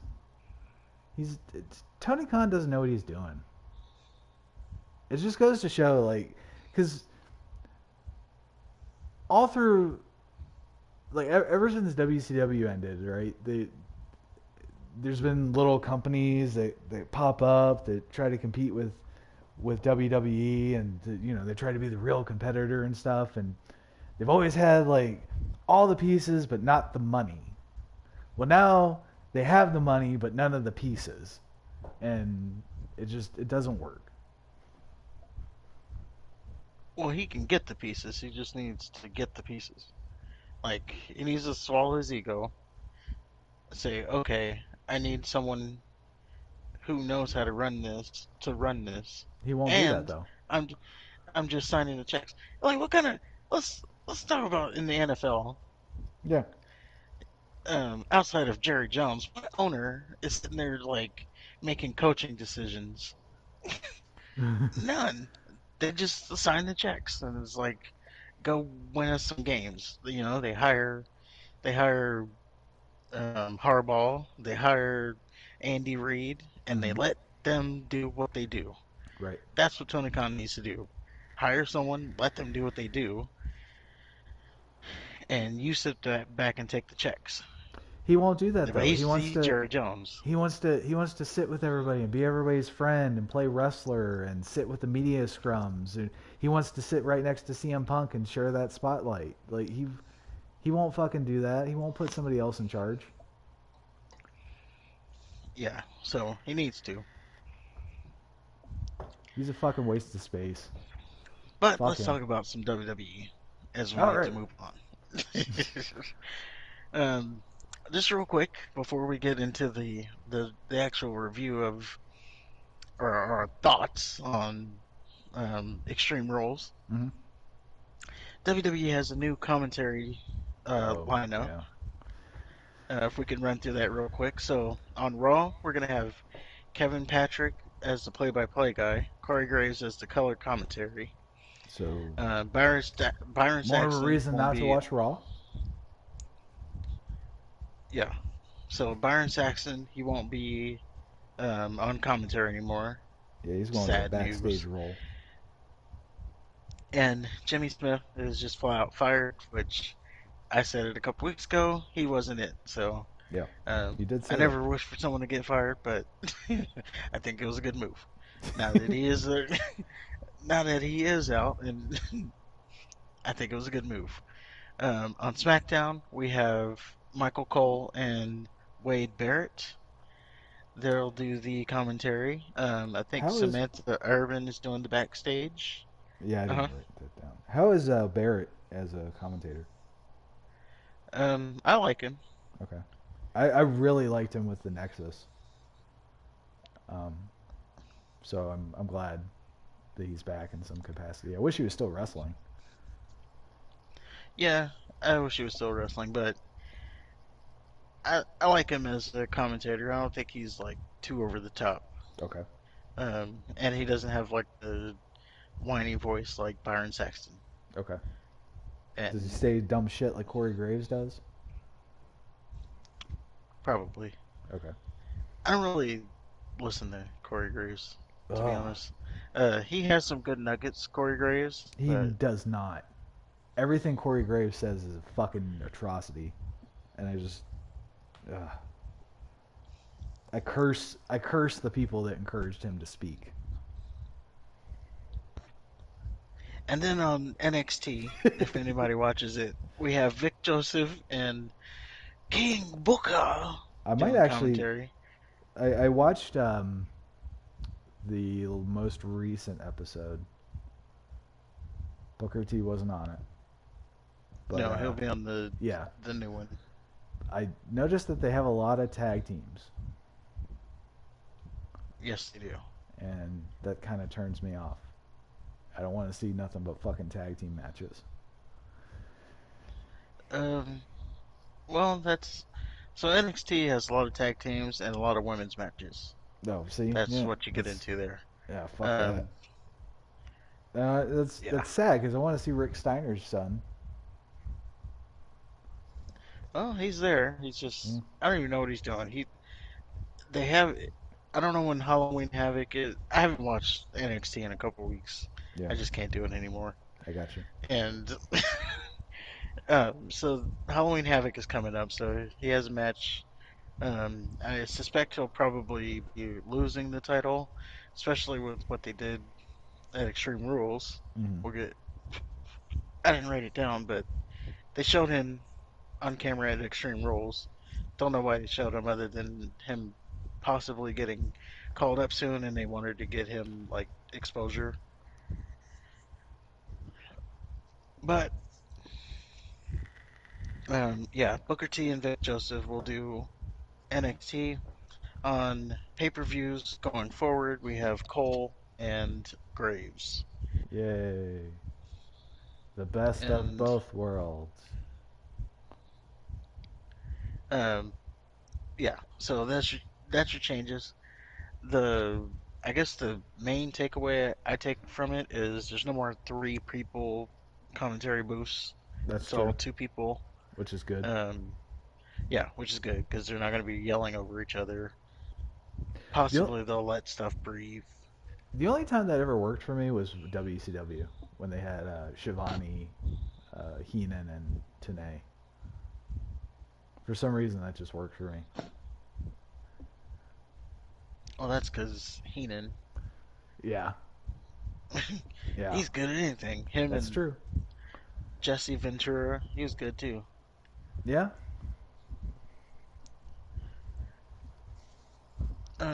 That being said, let's get into our review of Extreme Rules. all right. Let's get into this. So, do you want to go like Let's go down the matches. Well, first match of for all, match? yeah, first of all, that opening fucking spelling bee shit, they need to not do that ever again. What spelling bee? Like right when the pay per view started, they had this little kid. Oh, extreme. Spell that for me. Can you use that in a Oh, sentence? I don't know. I didn't see it. Oh, I did. I hated it. Yeah, I started a little bit late because I was Okay, getting home, so didn't see gotcha. that part and grabbing my drink and all that. So Yeah. didn't see that part. I didn't see the entrances for the first match. I Oh picked it man, up like in during the match. the Imperium has the best entrance, I think.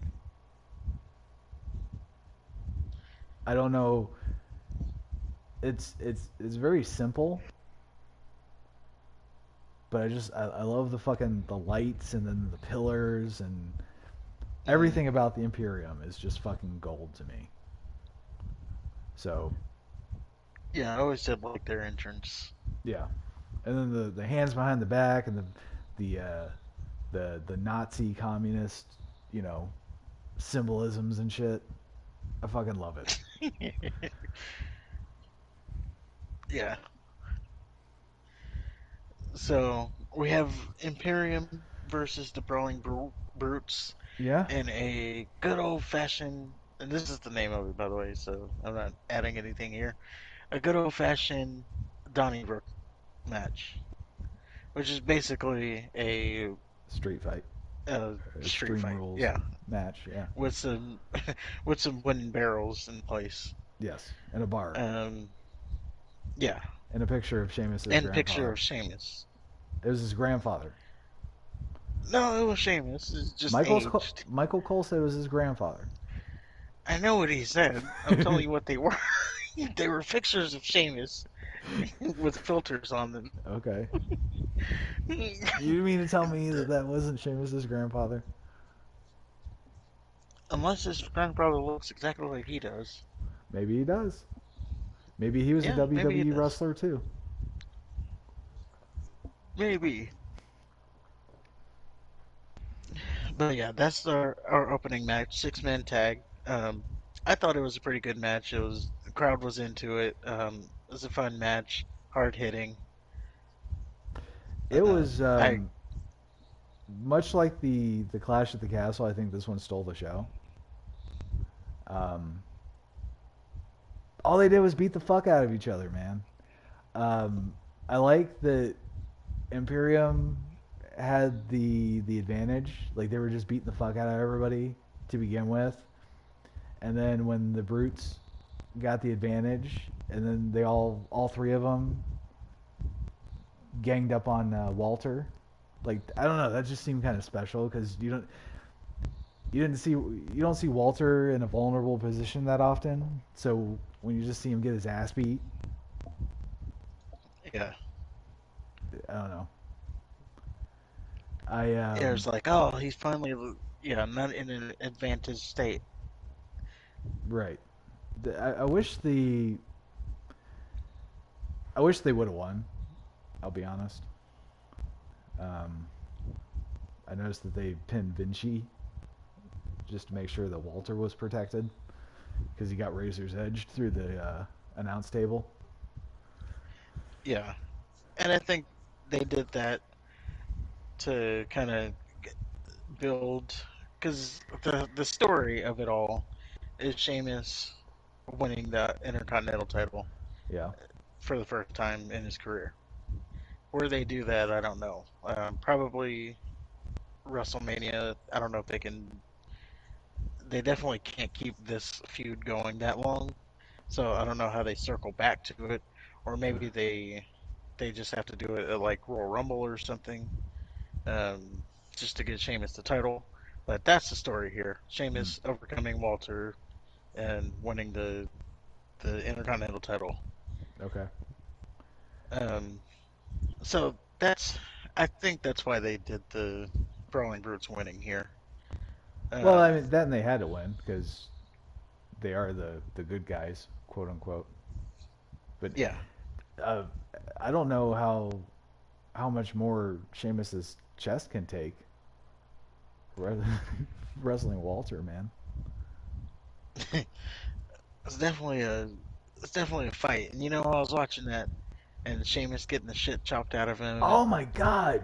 hitting Walter back, and I'm thinking, man, and Sammy Guevara's over here talking about getting hit too hard. Right, right. What would he think if he was getting in there with Walter? Oh, and when he was doing the rapid chops, just yeah yeah yeah yeah yeah. Like my God, and kudos to Yeah, Sheamus, man. He was fucking taking it all. Like my opinion of Sheamus went up like tenfold with this feud. He's still kind of a doofus, but Well, he's definitely gotten himself way over with the crowd, right. which you love to see. Like, He's never not over though. I mean, except for when he did that stupid ass mohawk. well, yeah, I think there was a time he was kind of indifferent with the crowd. Yeah, he was Like, stale. they just didn't care about him. Right. But I think, yeah, recently, more so since he's come back, Mm-hmm. yeah, he's been over with the crowd. And he's just getting more and more over every week. So, love to see it. Good for him. Yeah. Um, but yeah, I definitely like that match. Yeah. I don't know what we're doing, like stars or thumbs. Uh, 2 thumbs up. Yeah. Well, we'll work on that later. Okay. Just the positive for that match, because Simon Miller has the thumbs thing, so I Oh, don't does want he? to steal his Oh, gimmick. Jesus. And then Melty has the stars. One eyebrow raised. So we're gonna have to come up with some kind of rating system that's ours. Okay. Anyway, that's Got shop talk two there. two bags of potato chips. Okay. Um, Well, you only give it 2 bags? What about well, steaks? like a T-bone or a skirt You get steak. 3 steaks. No. I mean, potato chips could be it.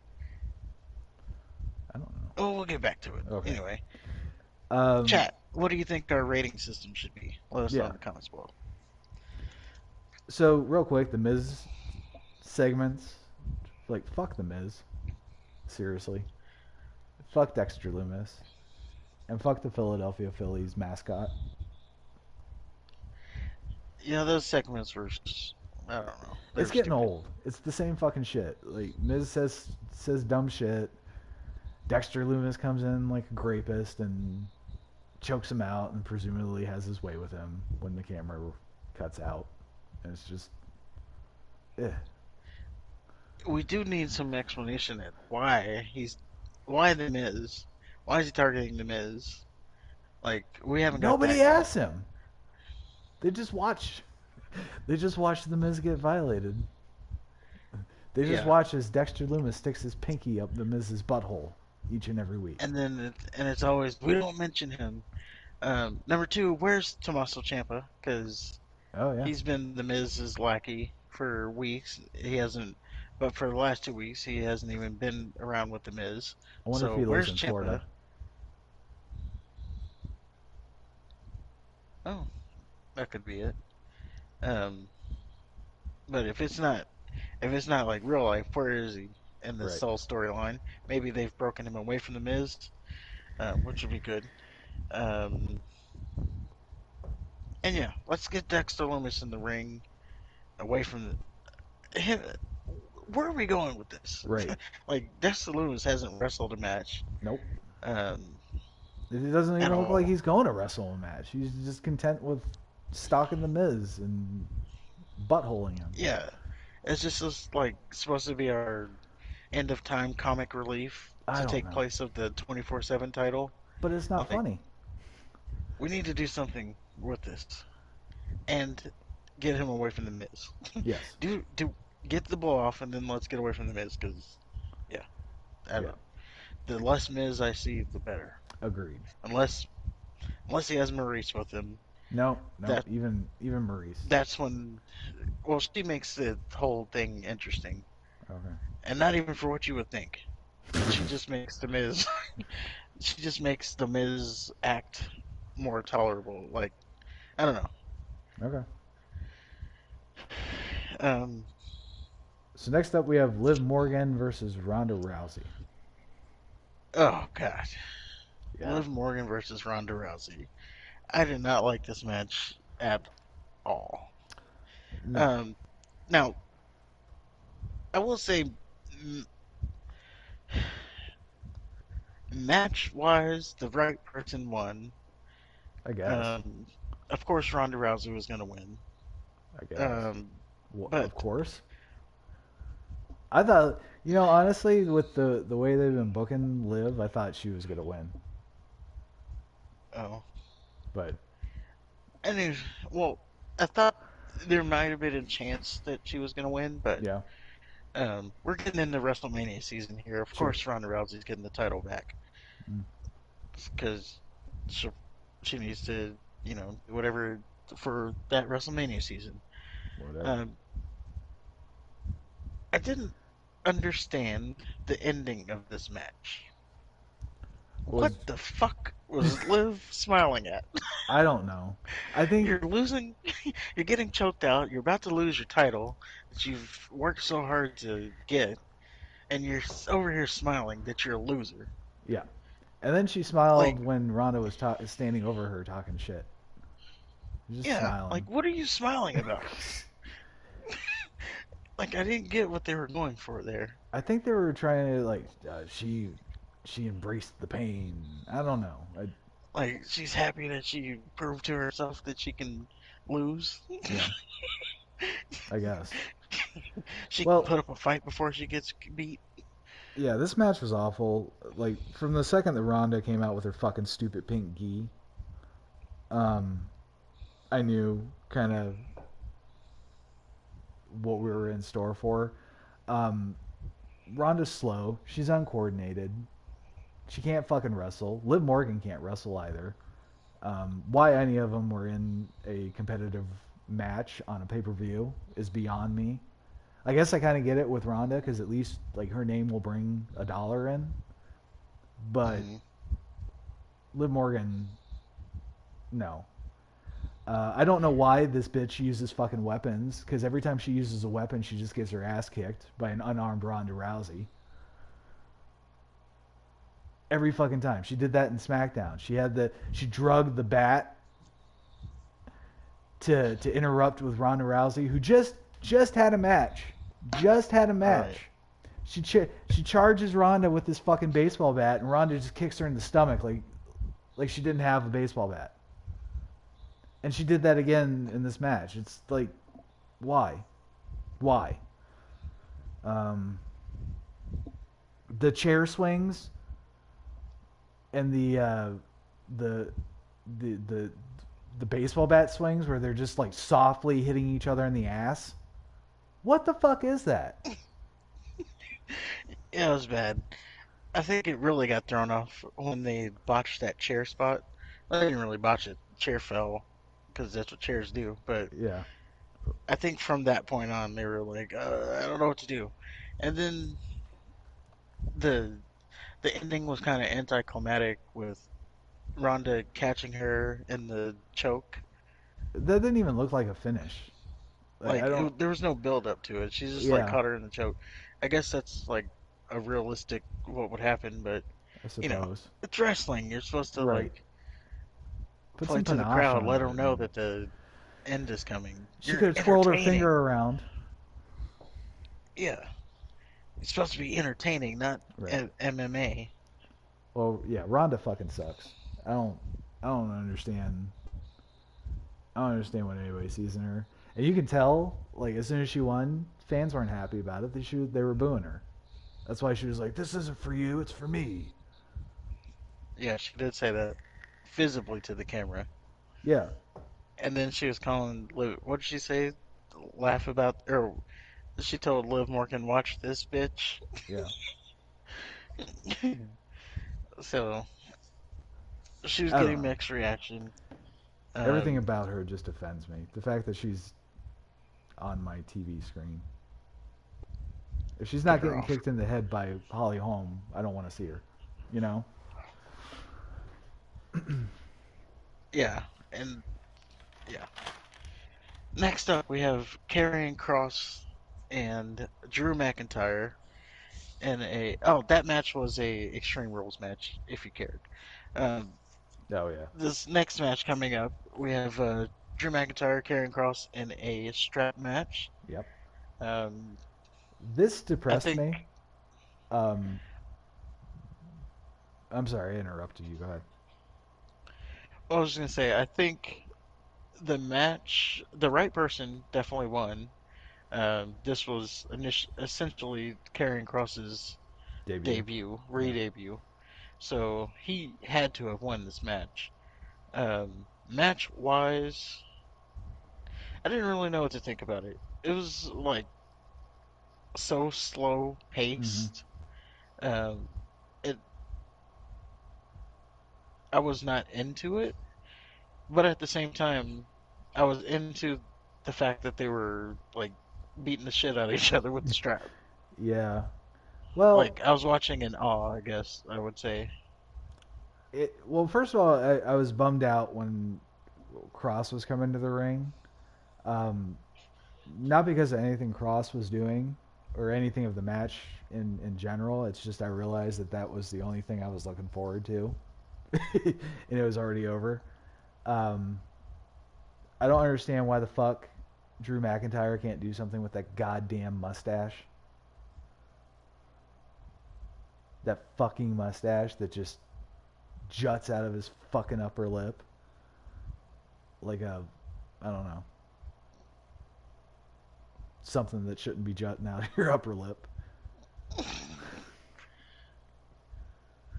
I didn't understand the beginning of the match where Karrion was going to put the strap on, but he kept throwing it down. And like I get in that moment in time, I get what he was doing, but overall story because he said like, "Oh, this is what I wanted. You fell right into our trap." Well, if that's what you wanted, then why are you being a pussy about the strap match all of a sudden now? Right. Um, you're right. It was very slow. Um, Michael Cole at one point compared an STO to a double arm DDT, so that was good. Um, I thought the finish was really fucking dumb. I don't. As far as Kross winning, I think that's yeah that's really the only route you can go unless you want to kill him right off the bat. Yeah, But and you're not bringing him back to kill him off. right, but he beat McIntyre with pepper spray. I know. Oh, I did have that written down. McIntyre's such a noob. Like he has no tolerance to pepper spray. Like if it were me, I'm like so intolerant to pepper spray. It'd be like, oh, that's. I'm so used to getting pepper sprayed in the. It's like, oh, that's the. Is that all you got? You're gonna need more than that. Well, I that don't is know. really that It is a was really better when I had it written down. It yeah was like yeah. a Quagmire thing, you know. He was pepper sprayed and he's like immune to it. Well, that is an interesting point though because he's been hit with a strap, he's been just beaten the fuck out of, right? And then pepper spray. Can't defend against that. No second win for that. I'll kick out of the F5. I'll kick out of the Superman punch. I'll kick out of all this other stuff. Pepper spray. Oh, Well, no, he there's was no blinded. well. Come on. He was blinded for long enough. That was Karen Cross's finisher too. That little punch thing. That cross hammer. Uh, Yeah, I thought it was the sleeper hold.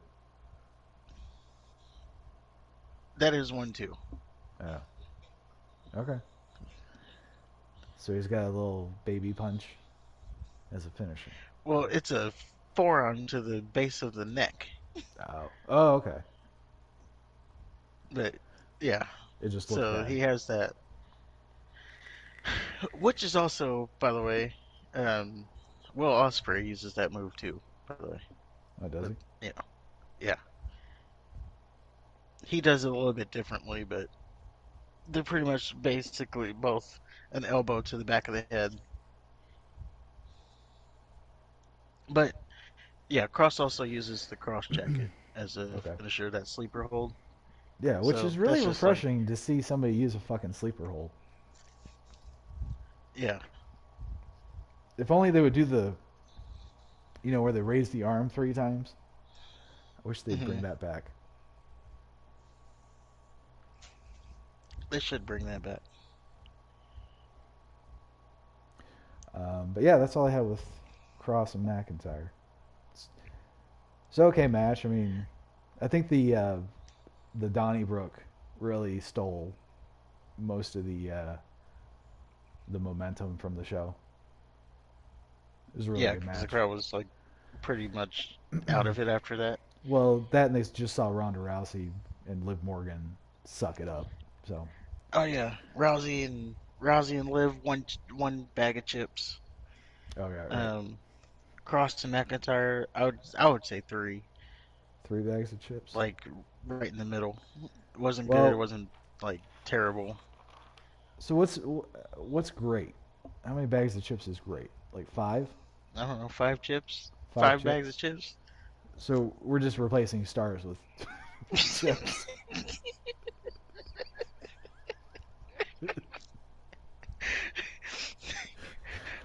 Hey, it's still a work in progress. We're gonna Okay. hammer all that out. Gotcha. But for right now, yes. Instead of,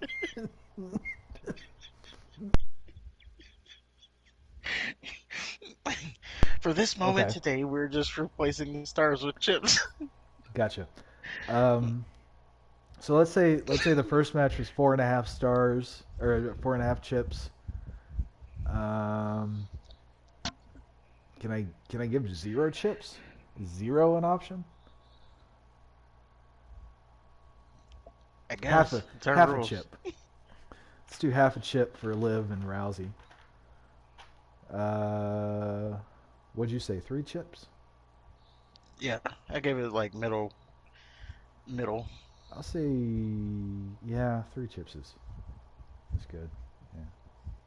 No, 2.5 because that fucking pepper spray. 2.5. Yeah. Um. Okay, and then next up we have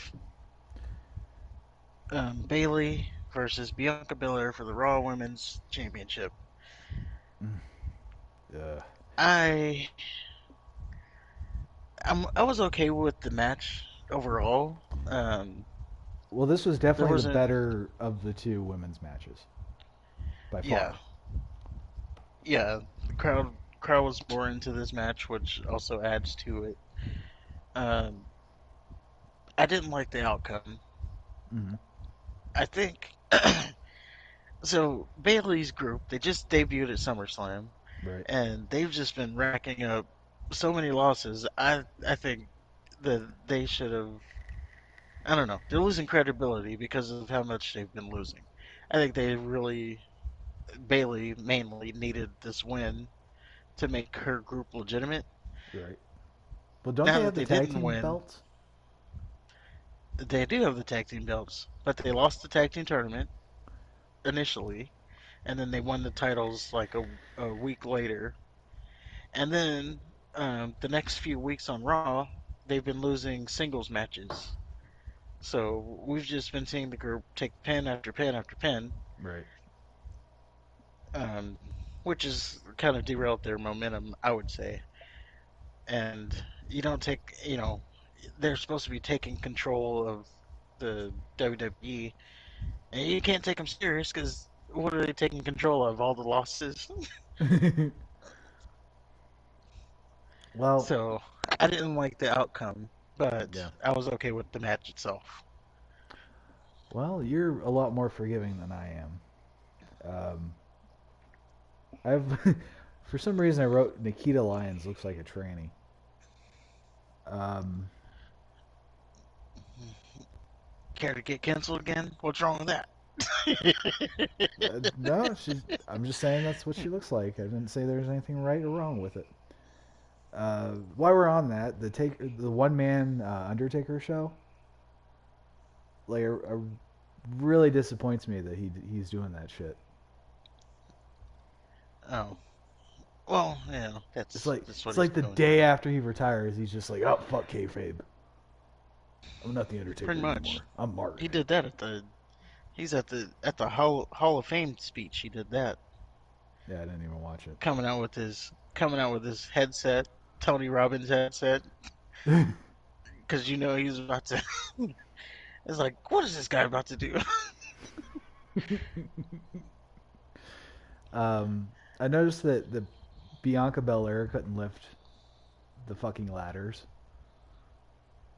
which makes me wonder why they put her in the goddamn ladder match.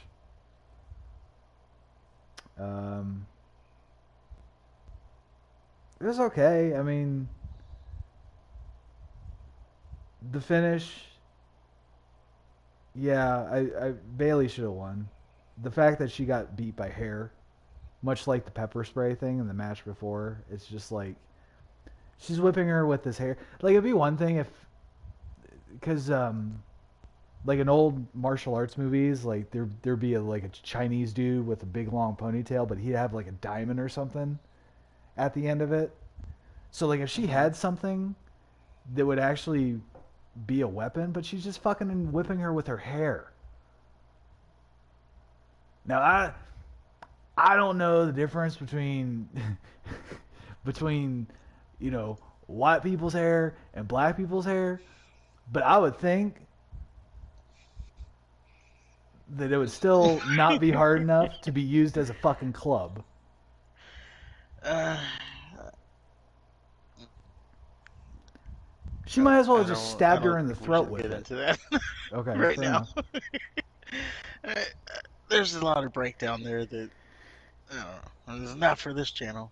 I got you. Just know. Just, Am I off? anyway, Can it be used as a club? Just yes or no. that much of it, yes. Okay. It's like getting. Like as a weapon, like a club. Like I'm gonna win a physical contest. Yeah, that hair is hard. Okay. That's not even. That's not her hair. It's her weave. That's even worse. Whatever that's made out of, horsehair and synthetics.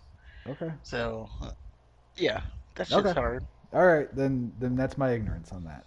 But either way, it just looks fucking stupid to see a grown person get whipped by another grown person's fucking ponytail and they lose. Then again, if she had something like at the end of her ponytail that looked like a weapon, I'd be down with that. I get that. I can understand that. But when you're just using hair, I, I don't know. Might as well give her butterfly kisses. Yeah, Bayley should have won. Um, one bag of chips, one chip. I give it 2 bags. Okay. Our next match is Edge and Finn Balor. Yep. Um, I'll just say that for a spoiler, this was my match of the night. Based off of the storytelling that was involved. Okay. I liked that. I liked how much emotion there was, like towards the end.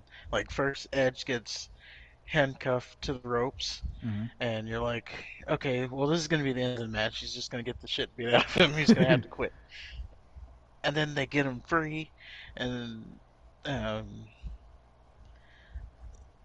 Rey Mysterio helps. Dominic Did he? hits Edge. Did he help? Not really, but he was there. He got in the way. Okay.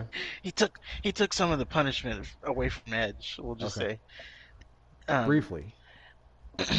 by the way, you know where I was disappointed in the match, and it did take away. Well, there's two things I was disappointed in. Number one, it was an I Quit match. Right. That was the stipulation. At no point did the ref actually ask if they quit. If I don't know if you caught on that, he would just hold the mic to them, and then they would say yes or no. Well, he was saying it off. He was saying something. I don't know if he was actually asking if they word for word say they quit, but he was. I noticed that No, the so mother. like they would say ask or like Finn Balor, he'd have Edge beat down, and he'd be like, Mm-hmm. "Ask him," and then he'd just hold the mic over there, and Oh, then Edge would say no. So at no point, like old I Quit matches, the ref would go on the mic and it's like, "Do you quit?" and then hold gotcha. the mic. Yeah, yeah. Um, No, he that's definitely just didn't me. do Like, that. Well, I caught a couple times where he was saying something. I don't know. Maybe they were just talking about the match or the weather or something. But to me, that's where that would be fit in. But um, yeah, it is better the over theatrical. I quit. Do you quit? um, yeah. So that was just nitpicking there. One I thing did I notice did like. the referee Go ahead. wouldn't keep the fucking microphone out of everybody's faces. Like let them let them do their shit first. Oh yeah, and there was that too. Um, One thing I did like was Michael Cole on commentary. He mentioned the history of I Quit matches, and he mentioned Bret Hart versus Bob Backlund. That was Right. a underrated good match. Yeah, it was really That good. was the one. Yeah, that was the one where like Bret Hart was in the chicken wing for like 10 minutes, Yep. and Owen Hart. I think it was Owen Hart. He finally threw in the towel. It was either Owen Hart or his mom. Yeah, But yeah, it was Owen Hart great. was definitely involved. Maybe Sure. he was asking them to throw No, the towel in, and then they he finally did. yeah, he made their mom throw the towel in. Yeah, so that was an underrated good match. Yeah. Um, so that's just a side note. Well, Bob Backlund was great. Yeah, and then he was looking at his hands like, and he won the title. Bob Backlund won the title. Yep. Um, But but he was a champion after I think it was Bruno. It's either Bruno or yeah, Jose, one of the two. But yeah, he was WWF champion for a oh while. He well, was supposed to be like the it's guy. a lot of W's. Yeah, there's three W's. Then they dropped the W. Then they took the F out. They got the F out. Yeah, they lost to the Panda. Right. And yeah, the great thing about Bob Backlund is he kind of kept coming back as a different version of himself. Yeah. So Rey Mysterio, he was there, and he didn't really do anything. He just got beat up. Yeah. Um, I did. There was one thing that I kind of wanted to see, and I think they could build to this, and it would be like a good pop moment. So, Ray's whole thing is, I'm not gonna hit my son. I'm not gonna hit my son. Right. So, and maybe they can still do this at Survivor Series. What if Ray, um, we get a Ray and Dom face off, and I'll tell you, I thought this was actually about to happen, but we get a Ray and Dom face off, right? Dominic gets on his knees with his whole hit me, you won't hit me. And then we see Ray lift up his shirt, only to reveal that he has one of two things, either a belt or a sandal. And then he starts whooping Dominic's ass.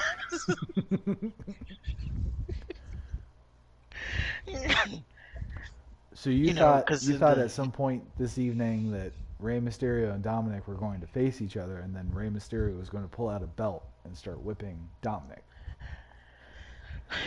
well, in the Mexican culture, they have they don't use a belt. They use a chancla, which is a slipper. And I swear when I saw Ray run out, I thought he had slippers on. Okay, So I I got thought you. he was gonna use that slipper and beat Dominic's ass. Okay. Well, he didn't. In fact, Ray He didn't didn't. do anything. No, he just went out there and got beat down. Yeah. In fact, he probably would have helped Edge more if he just stayed in the back. Just chilled out, had a fresca or something.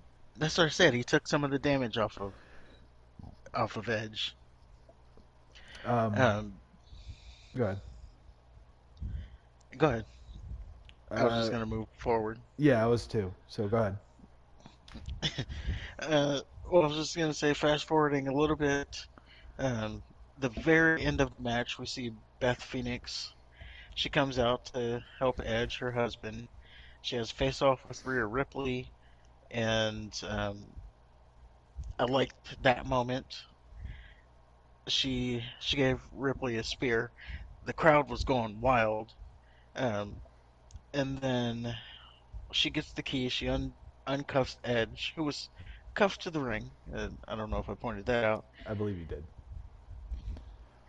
Uh, and they got the so through all the chaos, Ripley she knocks Beth out with some brass knuckles. And the end of the match saw, since Edge was refusing to quit, the end of the match saw them threaten to do a concerto on Beth, which made Edge quit because he didn't want to see that to his wife. Hmm. And they did it anyway after Edge already quit. Yeah.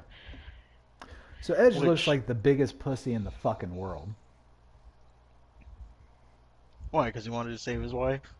His wrestler wife, who was a champion, who stuck her nose, Golly. who stuck her nose in it, and she was cleaning house to begin Golly. with. She's taken a chair shot before. This is a rivalry match, and he's just I quit, I quit. Didn't even think about it. Didn't even let them raise the chair for her. I quit. Fuck you, Reg. You just look like a wuss. What'd you expect? You expected him to be there and she's like, "Oh, you better quit or I'm gonna do it. Do it. She can take it."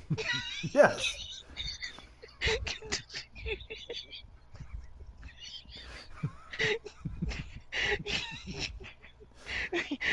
Finally, Go somebody's ahead. talking some sense. Okay. Don't do Never it. be put in that situation for you.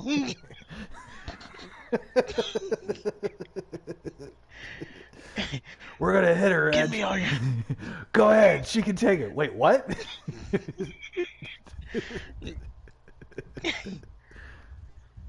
yeah, give me all your money or I'm stabbing him. He can take it.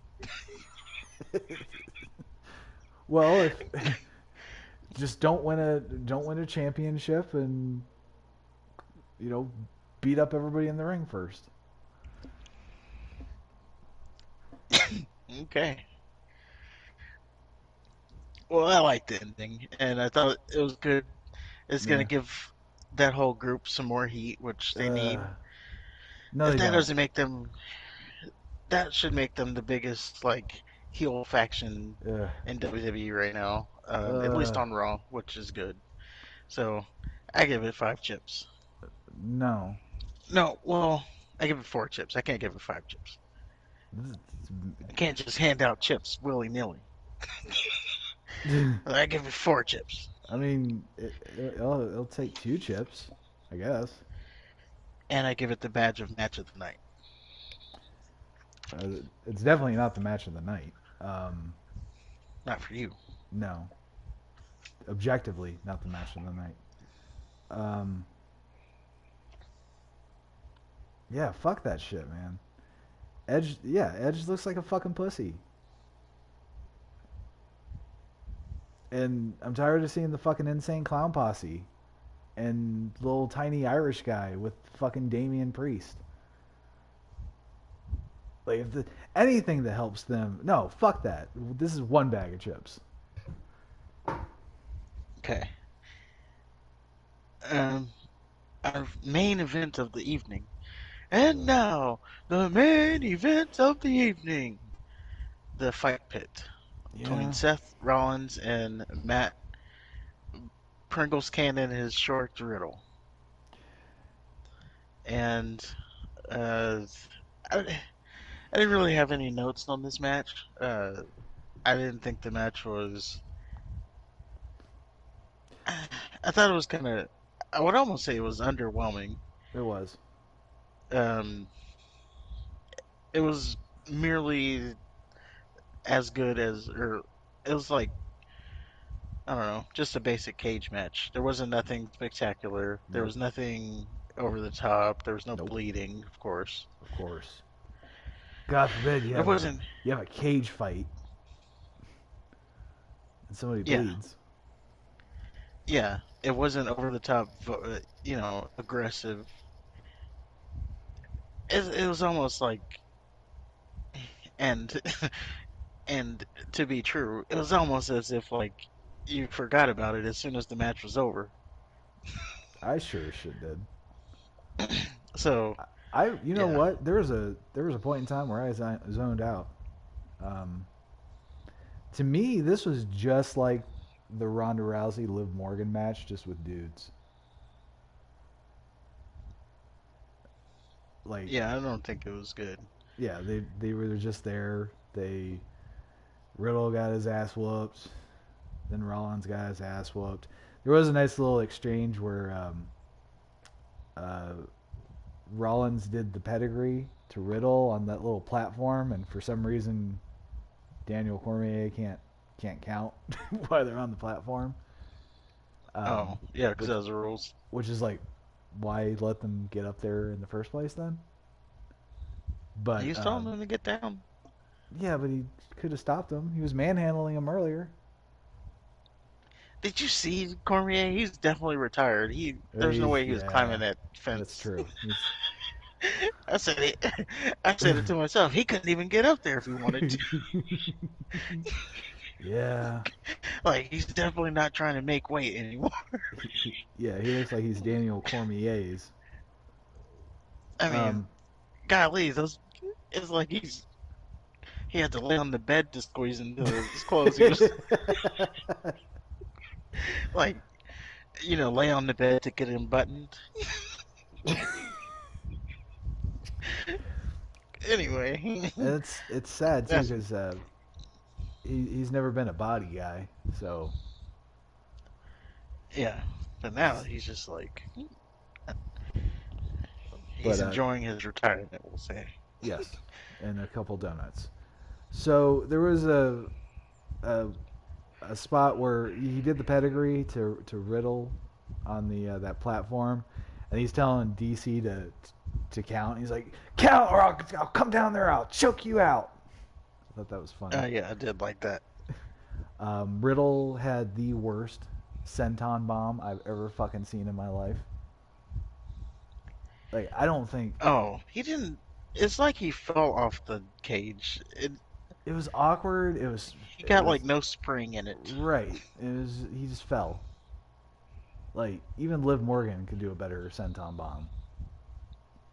She did do a better senton bomb. She did one She did. better. I was Um, like, I was thinking, I was like, did he slip or was he no, did that go how it meant to go? he just fucking went. And I don't know. I've never jumped off of a cage onto a wrestling ring, so I don't want to make it sound like I'm speaking from experience here. But if you're gonna fucking do something like that, don't look like a pussy. Don't be Edge. Don't be Edge, Riddle. Right. I thought it was a fucking dumb match. I thought and much like the Ronda Rousey finish, I thought that little choke came out of nowhere. Yeah, it did. And I think that was the problem with all the matches is the finishes just came out of nowhere. Like there wasn't any build up or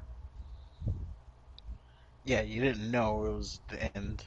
It's just like, oh, he caught him in a triangle choke, yeah. and that's the end of the match. He powerbombed him 4 times, but he still got it on there. Yeah, but that was your forgettable main event. That was. I give it a, I give it one bag of chips. I'll give it 1.5.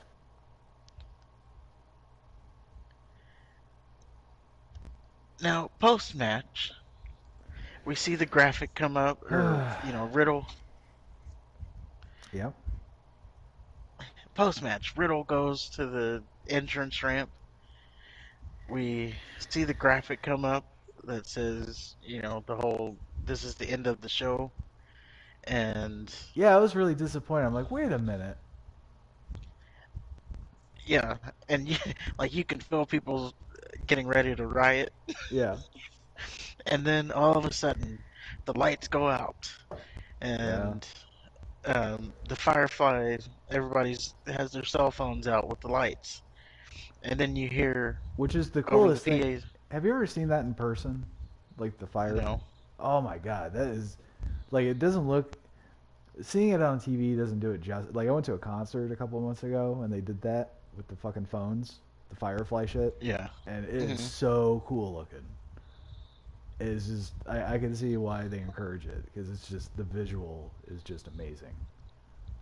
yeah. I mean, it looks good It looks good on even on TV. It TV. looks better in person.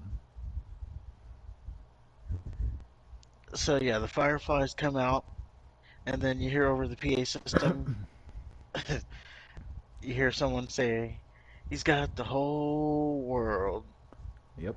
and then that's all he says at first, and then the crowd just erupts because we know it is Bray Wyatt, I was still holding and out hope it was Adam Rose. Still holding out hope.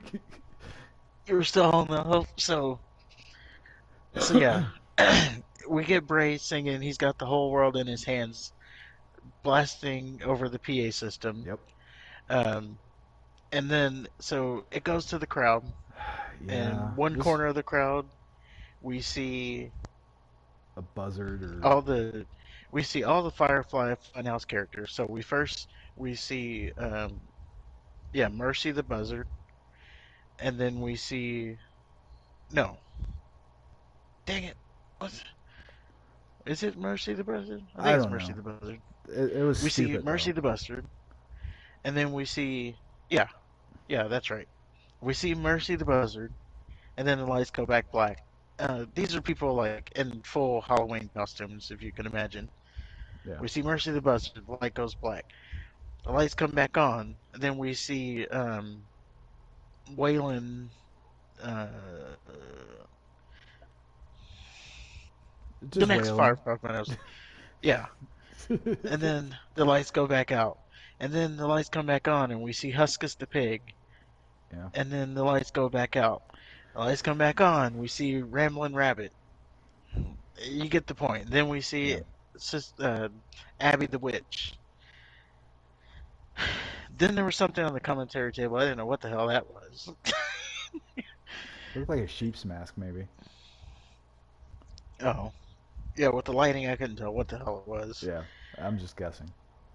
And then all of a sudden we go back, and it shows the Firefly Funhouse with all the puppets, seemingly dead, and there's just like a purple light over everything. Like We go Prince. back to the arena. Yeah, we go back to the arena. There's a door. The door opens. There's just a bright light, and we see Bray's lantern, and he walks out. He's wearing a mask that I couldn't even describe for you. It looked like a It's not the Fiend mask. yeah, it looked like a Chinese demon mask. Yeah, it's a new mask. It's a weird Yeah. mask. You'd have to see it. If you've seen the movie Black Phone, it kind of reminded me of that mask, but Okay. it was plated in silver. But he comes out. He's wearing that mask. He takes the mask off. Doesn't say anything, or if he did, I didn't understand what he said. And then he blows the lantern out, and that's how we go off the air. Nice. But the mystery is solved. The White Rabbit is Bray Wyatt. Yep. How do you feel about that? I feel like it had to be Bray Wyatt. Couldn't have been Right. anybody else. Like this was one of the like they Worst had to kept deliver secrets on this. ever. It was yeah, it was one of the worst kept secrets, but they had to deliver on this. They couldn't like clickbait us and have Adam Rose My God, or that would have been uh awesome. Just for the yeah, just for the rancor the audience would have. Yeah, Baron Corbin. It couldn't be him. It couldn't have been anybody but Bray Wyatt. Or if it was John And Laurinaitis. Oh. but they delivered, so I'm happy with it, and it's good to have Bray back. Hmm. And I'm already excited for Monday to see what the hell this new character is going to be. Well, I like that. I don't know what the deal with the mask is. I don't know if that was just a second reveal tactic, or if he's going to use that going forward. But it does seem like he went back to the older Bray Wyatt. You know, like remember like the little scream with his promos and shit. Like Yeah, that, like that. That weird, that weird creepy shit that he did. that was oddly spot on. Oh, thank you. It's like you've Um, been practicing that in the mirror or something. I don't want to give away my secrets. Um, I didn't like the people in the costumes. Something tells me that if Vince were still around, that would have been done a whole hell of a lot better. To me, that just looked really cheesy. It looked like fucking Sesame Street or some live children's show. Where it's like, oh, they're in the stands. Um, but yeah, I guess we'll have to wait and see. It is good he's back Well, because yeah, it is good he's back. I took it because his whole new thing is like the Wyatt Six. yeah, So I took it as those characters being like the six members of his group. okay, Um, whatever like they were in. Yeah, it looked a little corny, especially like yeah, they're just bad costumes, so like bad Halloween costumes. yeah. And then But I like the took light that would come on, as and then the camera would zoom clumsily in on it, and I don't know. It just the whole thing was. I don't think that's what they intended. yeah, but I think it was yeah, just like these are the members of the group in these costumes, and now we gotta like speculate on who those members are that Right, are a part of this whole thing. Adam Rose. But There's still a chance. so holding out hope, yeah. He's coming. But that is your um, Extreme Extreme rules. Rules review. I guess there were some ups, Extreme there were some downs. rules It review. wasn't a it wasn't a great show. It wasn't a bad show. It was like middle of the road. But we saw Bray Wyatt, so if you're clamoring for Bray Wyatt, then there you go. Yeah. Um, I thought it started off really well, and then it just shit the bed after that. Until Bray Wyatt came. yeah, ups and downs. But as we finish on out, I guess really quickly we can run through the NFL games. Oh shit! Still gotta Yes, do there's that. more show. We're on like what 3 hours now. Yeah, just about. It's okay. Anyway, let's run through it real quick. All right. So first up, we have uh, I got so him we too. have the Steelers and Buffalo. Buffalo. I also picked Buffalo there, and we have the Chargers and Browns next up. Ooh. Browns. Ooh, wait. Yeah, Browns. I actually am going Chargers on that one. Cool. Texans and Jaguars. I'm going Jaguars. I can go ahead and say Yeah, that. Jaguars. The Bears and the Vikings. I'm going with the Vikings. Yeah, Vikings as well. The Lions and the Patriots. Both 1-3 teams. Phew.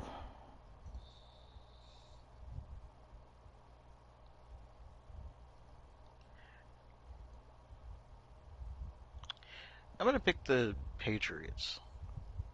No, I'm gonna pick the Lions.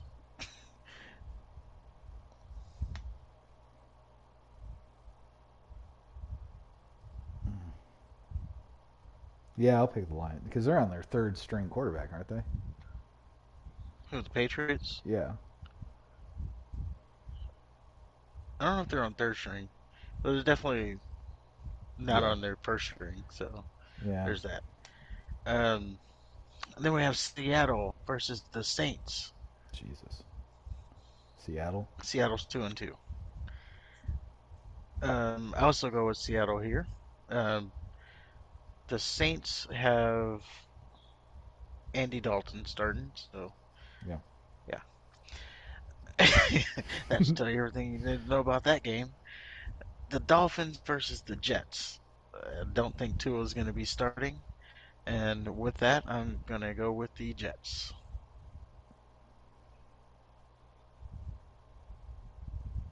Is Zach Wilson still out? He came back last week.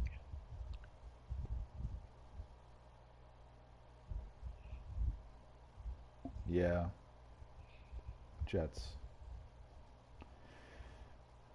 Oh, I missed the game.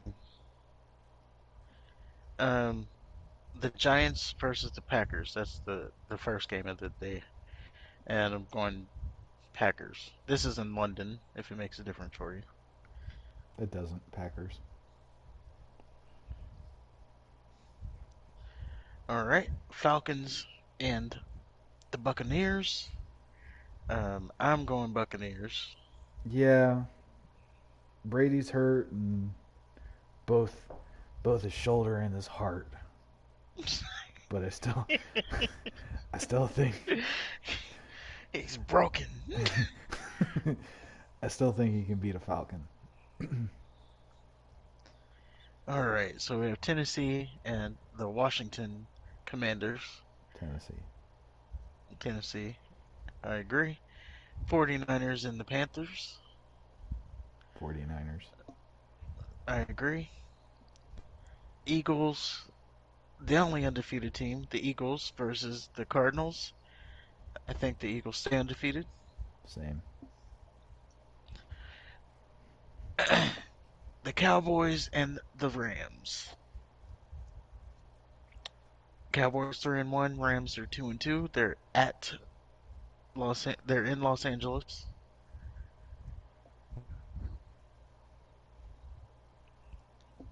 I'm gonna I'm gonna pick the Cowboys. I Yeah. think they I think they keep rolling. And when they win, if they win that game, watch out. Right. Watch out. I'm gonna pick the Rams. All right, and then we got Bengals and Ravens. Ravens. Um,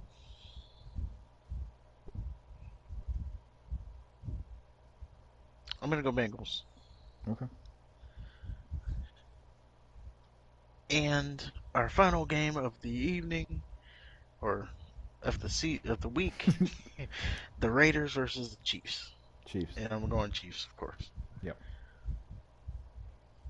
All right, picks are done, reviews done, Extreme Rules done, show is done. We're done. Have a good night, Have a good night, and everybody. we're done. Subscribe if you made it this far. Which we all know you did, because we're Yeah, awesome. you listened to the whole damn thing. All right, have a good night, everybody.